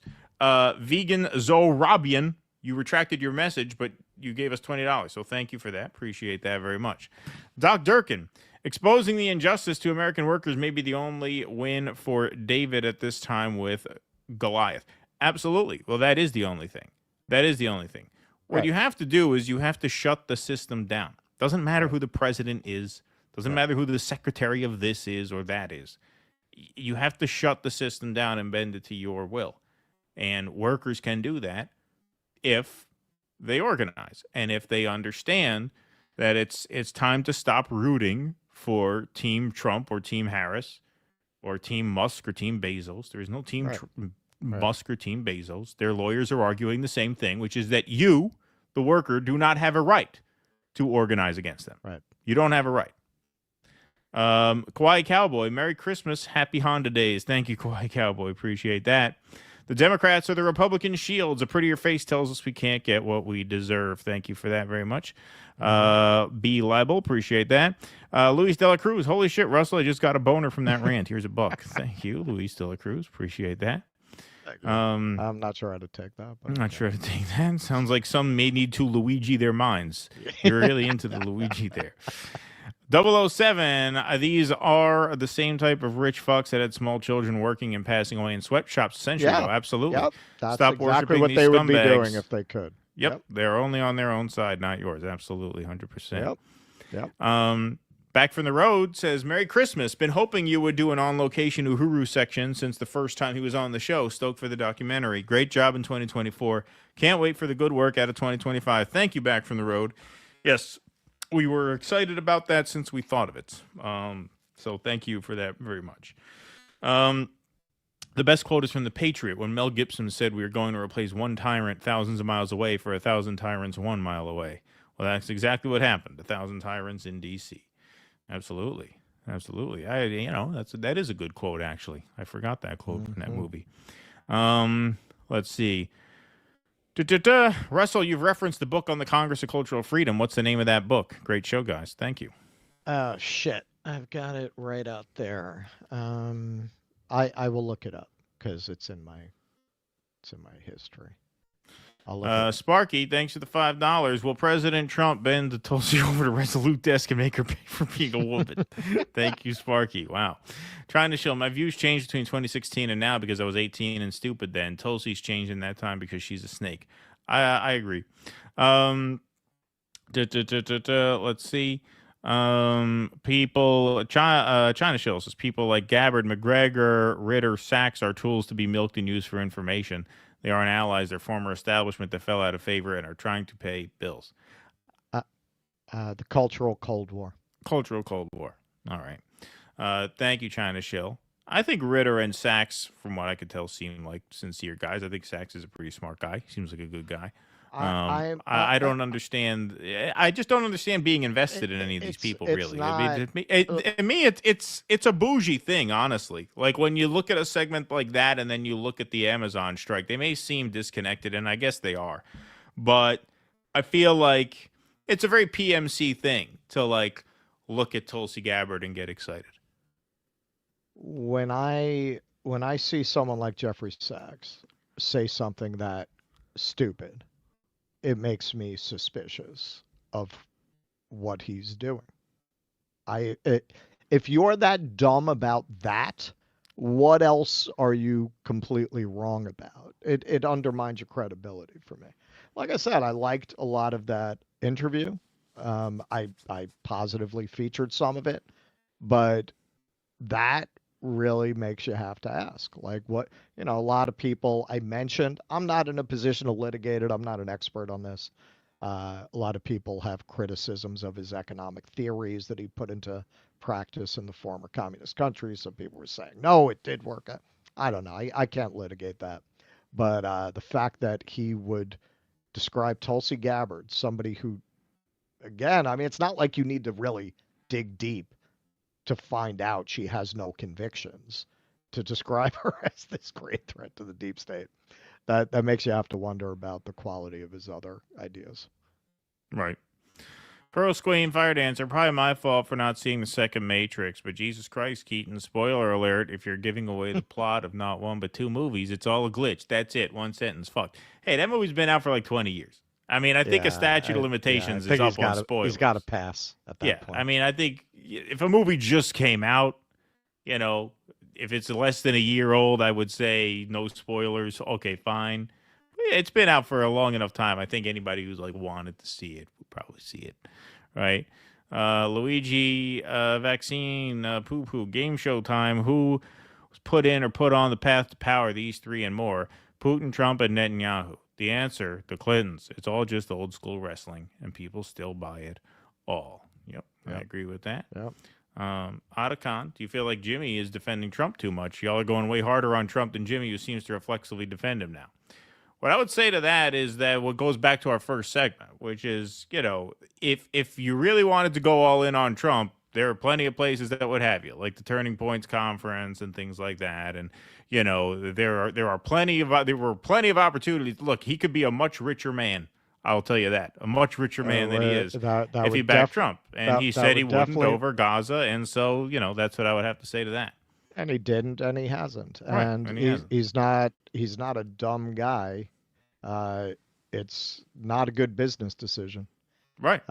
Exactly. That is principle. Yeah. Look, the first time I met Jimmy, I sat down with him for 5 minutes, and it was very obvious to me that he meant every word that he said. It's like being on his show. That is what I don't understand about any of the people who have had a break with him. Who, okay, he had a break with him, fine, but to say he's grifting, if you know the guy, and again, you don't got to hang out with him long to know. It's not like you meet Jimmy and all of a sudden, yes, this is my wife, Stephanie. So pleased to meet you. He's exactly the guy that you watch. No, exactly the same. He's just like that. When he gets excited at something, he points in my face like he points in the camera's face. Like it's exactly the same experience. Yeah, that is the things you hear that he says on the show. It's exactly what he says in a conversation, man. Yeah. Exactly. Yep. So anyone who had a break with him, who then went on to claim that he was being dishonest or disingenuous, I really don't understand that. You could say I can't. I mean, I wouldn't, but you know, that's not the kind of person I am. The way I grew up, and at the time I grew up, you just don't break with people over politics, man. I mean, unless they go full Nazi or something, like you just don't do that. But okay, say you're that kind of person. Oh, I hate what he thinks about COVID. I can't be friends with him anymore. Okay, fine. But then to go ahead and claim he's grifting, if you know him, you couldn't possibly think that. So I don't understand that. Yeah, no, exactly. No, if he walks up to you and coughs in your face on purpose, then maybe. Then that's a fair issue. But I don't think he's done that. No evidence to that. I give Jeff Sachs a pass for Tulsi. For all his greatness, he has a history of naively having blind spots. Of course, he does have two beloved colleagues at Columbia, HRC and Victoria Newland. Thank you, Sparky. Appreciate that. In person, especially if you haven't seen her video clip history, Tulsi comes across as the most sincere person you ever met. Maybe a female Bill Clinton. There you go. Thank you, Sparky. China has Tiananmen Square once 40 years ago, and Americans can't stop talking about it. America has a Tiananmen Square every month, and it's normal. Thank you, China Shill.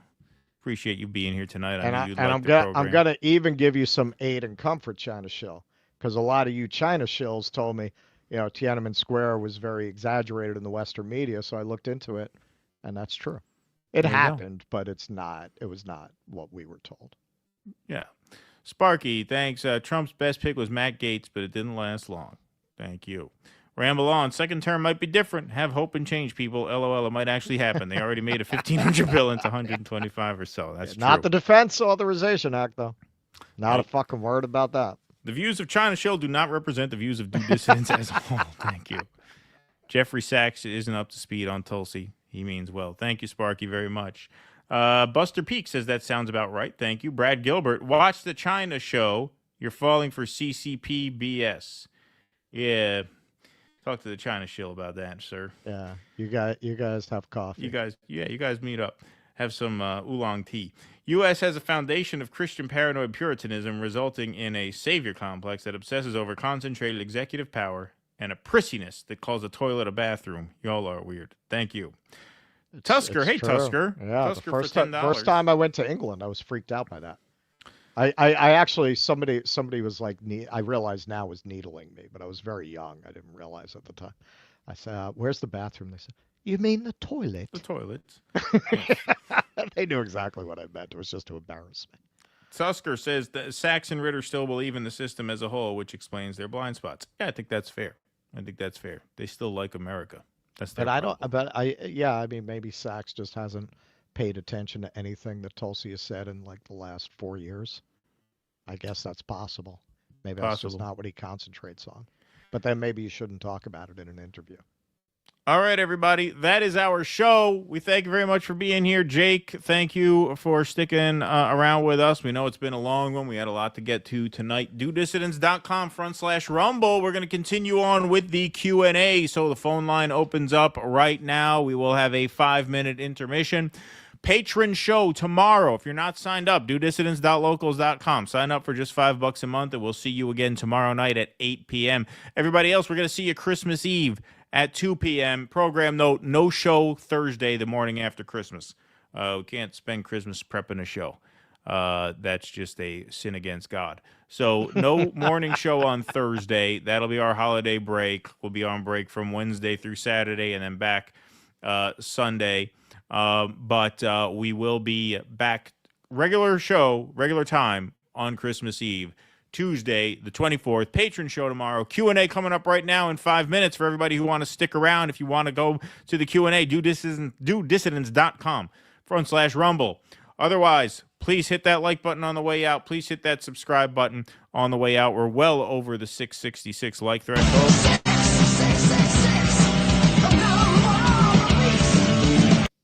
And everybody who's not sticking around for the Q&A, and if you're not a patron, we will see you back here Tuesday, 2 p.m. Until whenever we see you again, thanks for this evening. Be safe and be well. Courage! Please clap.